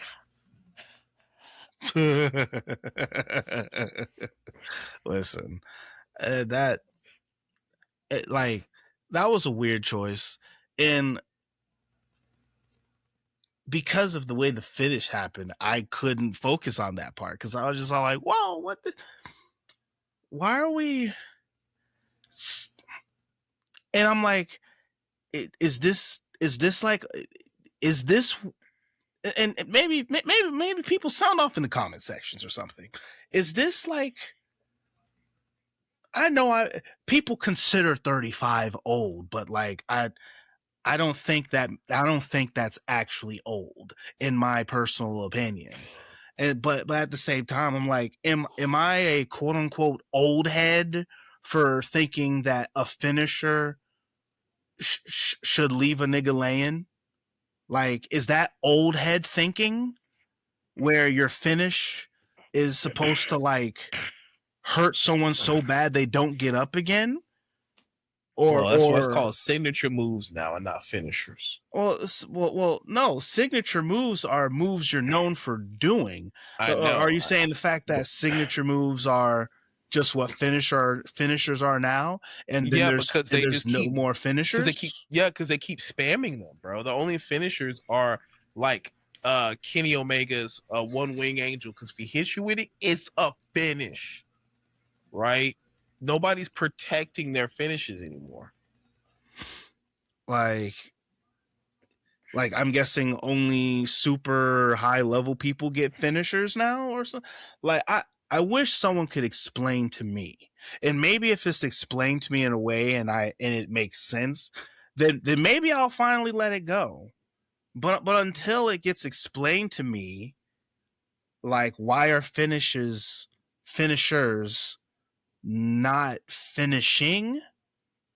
Why are people? And then there was all that, which also led me to the reasons of saying the fact that I'm like, yo, AEW is legitimately just a video game, because only in a video game can I hit you with the finisher and then you try to pin me and I reverse the pin and I stand the fuck back up like nothing happened. That's video game shit. And so it's just like, to me, it just blows my, like, what? That part took you out of everything the match gave you. Like the match could have been a spectacle I because that one spot right there, it fucks it over for you. Bro, Cruz Santana did the same shit for me on TNA. Man, let's not talk about Mike Santana. We're doing Cruz. His name's Cruz now. He's Cruz Santana in NXT. Yeah. He's oh my god! He's already been in NXT as Bison. Cruz Santana. It's Cruz Cruz. His name's Cruz now. Cruz Santana. I mean, I'm about to scream. Wrap this shit up. I'm about to scream. I already don't like that nigga, and now, oh my god! And when I say I don't like, he's a great person. I just don't like his character. Continue. Oh goodness, but yeah, like I mean, that absolutely kind of that takes it out for me every time. You know what I'm saying? Like, it's just that, like that, especially when it's at the very end of the match, and then it's like, it's one thing if it's the whole, you know how Sting would do you hit him and he, you know, like it's one thing if it's that, or it's like the Hulk up and, you know, those kind of things, but it's like, because then after those usually happen, like that there's still more to go and we don't just finish directly afterwards. But it's like she gets hit with Tekla's finish, a very well-defined finish, and she no-sells it, beats Tekla, and then after doing so, you know how sometimes when they're like, all right, they got that sudden jerk of energy, that last stand, and then they go through their sequence, they hit the finish, and then it's all like, oh, now it all hits me because now I'm tired. But no, there was none of that selling either. She's walking around like she didn't even have a fucking match. So you're just going to completely devalue all that work Tekla tried to put into you, and you're just going to walk away as if you're not even selling the fact that you took her finish. Just ignoring that. All right. Jet versus Ken Omega. I'm still stuck on Cruz Santana. Anyway, so yeah, next match. The match of the night, I guess, or the not the match of the night, excuse me, the final match of the night. Okay, what can we say about this match? First off, I did not like Jet's new presentation. It felt very much like WWF Attitude. Mac Attack. Ooh! You remember the Mac Attack theme song? Barely. I said that shit to you. It sounded like something Michael Jackson produced. But like the theme, the presentation, I was like, this feels like some generic ass hip hop music that you would just put on a black wrestler. And it doesn't give anything that identifies Jet. And then him doing this slow strut. And I'm like, all right, bro. Like, are you trying to walk in slow motion? Like, what Jet's trying to find himself in this. Okay. And he's trying to find and figure out who he is in the main event spotlight, kind of thing. You know, like he does the whole thing where he refers to himself in the third person all the time, and this, thing, the other. He's supposed to be like real cool, suave, and all this other shit. You see how he used the abridged line on Omega? The what? What's a god to a non-believer? Oh, yeah. I mean, it's funny because like now that you say that was in Dragon Ball Z abridged. I was thinking of fucking Frank Ocean. So. What's a god to a non-believer? Yeah. That's where I went to. The only reason why I thought of that is because they already brought up the Dragon Ball Z thing. Yeah. And so he says fair. That. So yeah. So that is fair. Which I see your connection on that one. But like for me, when it comes to the Jet, right? Like, well, first off, let me just say that all due respect to Jet, this should have been MJF and Kenny Omega fighting. So yeah, so it's like this definitely should have been the whole MJF. And like everyone's saying the fact it should have been, and it really should have been, because that would have made sense. And it's like the whole, because number one, the whole deal where it's all like, Jet was all like, "Hey, I'm owed a chance at that title," and Kenny Omega's like, "Yeah, but I did not give you. I'm not the one who owes that to you. The guy who owes it to you lost the belt, so fuck off." And then Kenny was like, "Actually, you know what? Fuck on. I will fight you. Whatever." This match, it felt weird to me with the way that they were moving. Because through a lot of this match, it felt like through a lot of this match, it really felt like Jet was trying to catch up to Kenny Omega. And Kenny Omega's out here and like, "What's wrong, Jet? I thought you was that guy. Come on. Show me what you got, boy. Give it to me. Do what you gonna do now? You gotta hit me harder than that." Like it felt like there was a point where it really felt like Kenny Omega was just like toying with Jet. Yeah, it's like literally toying with Jet, trying to make Jet come to his level type thing, which kind of makes sense because throughout this whole little thing that they did, that they've done to put this all together, literally Kenny Omega's all like, "Jet, you're not even in my league, dog. Like you're about to find out that there's a difference between the TNT champion and the heavyweight champion." And for all intents and purposes, Kenny Omega showed him that exactly. And because of that, I'm just like, so all y'all really did was show me the fact that Jet really ain't on this level. All right, cool. That's how it felt to me.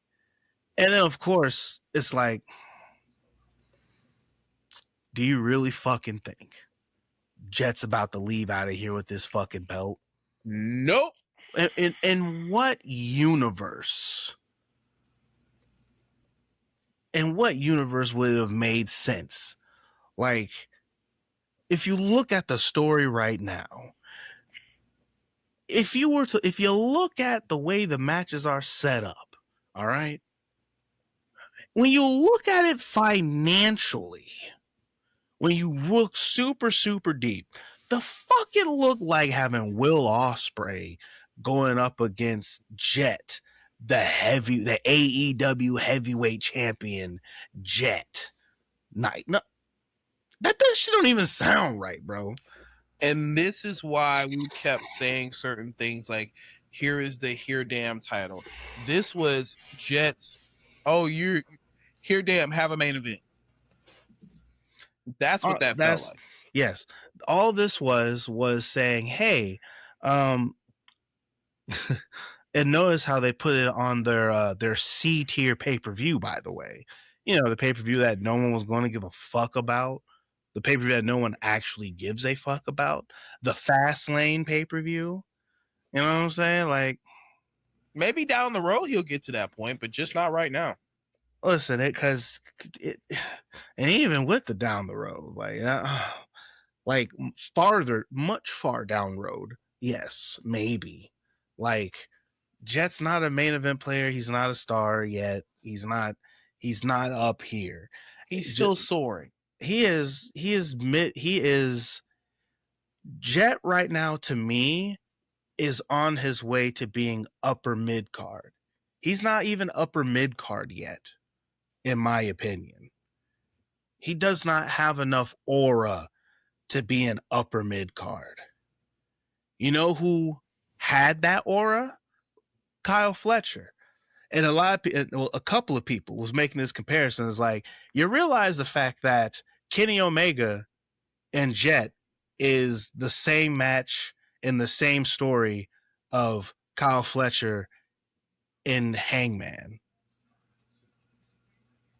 Yeah.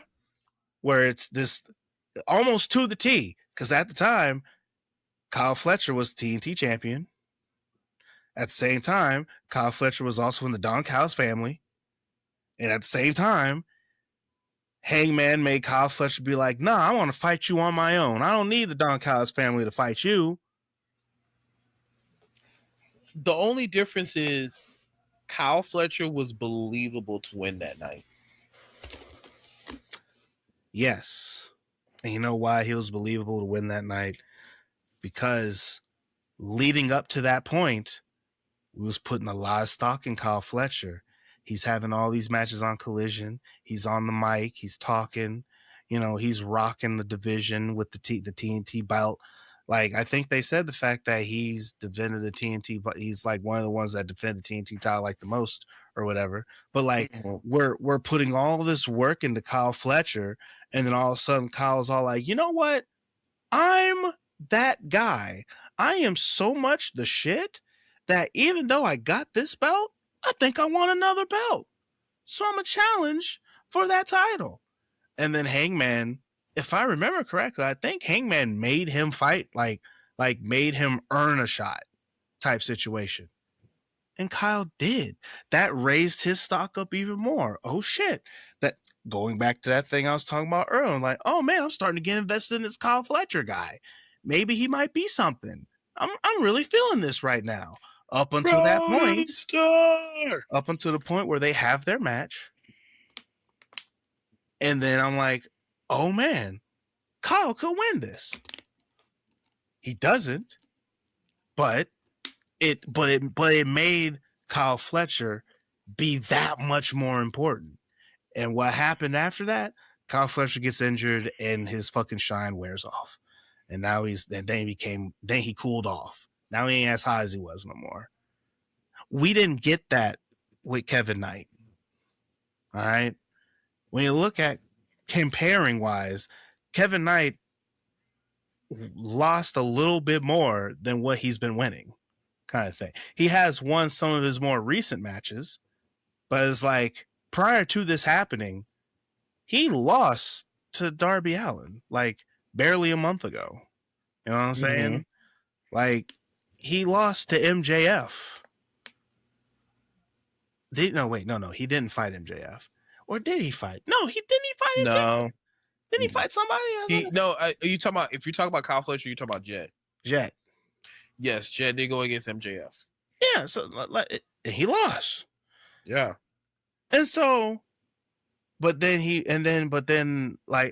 lost to MJF. I think he lost to MJF before Darby Allin got the belt. And then Darby Allin got the belt, beat him, and then MJF took the belt back from Darby Allin. And that was when Jet was all like, hey, I need you to give me another shot at that title. Because, you know, I'm the Jet and shit. And so it's like, all that being said, going into this match, nothing has happened that made me believe in any kind of way Jet even had a chance of winning this belt. In no way, shape, or form. So we can basically talk about the end angle that everybody's talking about, where apparently Kenny has gone heel, which to me, he did not go heel. What happened was Will Ospreay was put in a position where he had to pull the trigger, and he didn't. So it was either between him and Kenny to pull the trigger, and Kenny pulled the trigger. And apparently everybody's considering this a heel turn. I don't think it's a heel turn. Like, if anything, I think Will Ospreay deserved it. Like, granted, it's one of those things where it's like, you know, all that shit happens, and then like Kenny Omega's like, he gets up and he's like, this, what was this? What, were you gonna use this on me, bro? And he's like, no, it wasn't. It's like, okay, yeah.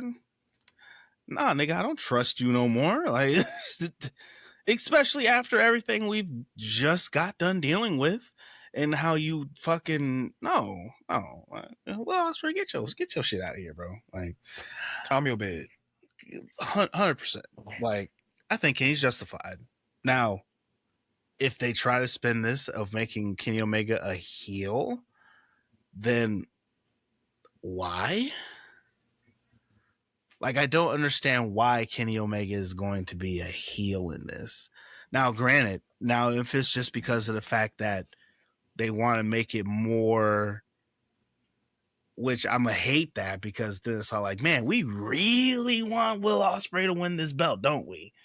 If we're Bro, really, it's given. if we're going to do It's the whole given. thing where we're going to try and like make Kenny Omega lean on this heel thing, because it's funny, because even the announcers were kind of making it seem like, oh, there's the bout machine right there. I'm like, whoa, hold on, wait. Calm your bed. I don't want to hear that shit. Like, why are we? Because once again, like, there's like, I see that there is story, but I'm just like, there's a lot of story happening here, and nothing's really getting answered. Things are just happening. You know what I'm saying? Like, it's like, okay, so like, is he now done with the Death Riders? Are the Death Riders done with him? Does he now have to get does he have to get jumped out of the Death Riders? Because, Oh, hey, you think they on some gang shit? Think. Think. Like, it does the Death Riders now like freaking like hold him in contempt when he's going up against Kenny Omega? Are they going to cost him the title now? Like, that's what I was saying in the beginning of the show. It's like there's so much to speculate and look into in this situation that I'm just like, all right, man, I'm gonna let y'all cook. But after All In, you have until All In, and if nothing makes sense, I'm done. I'm not caring. I'm not doing. You're not Triple H and doing long term booking. This is not long term booking. This is, hey, make it make sense now. Otherwise, I don't care. Listen, it's one of those things where, like, because you're right, they gave us that little Easter egg that homie was talking about. And it's all like, okay, sure, you gave us that callback,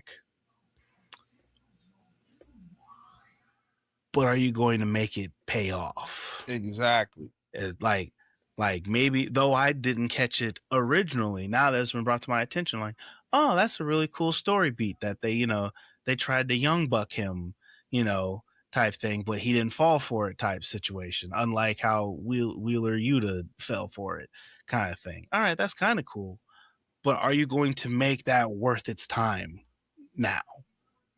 Like, Absolutely. And that's the part where no one has faith in AEW to do.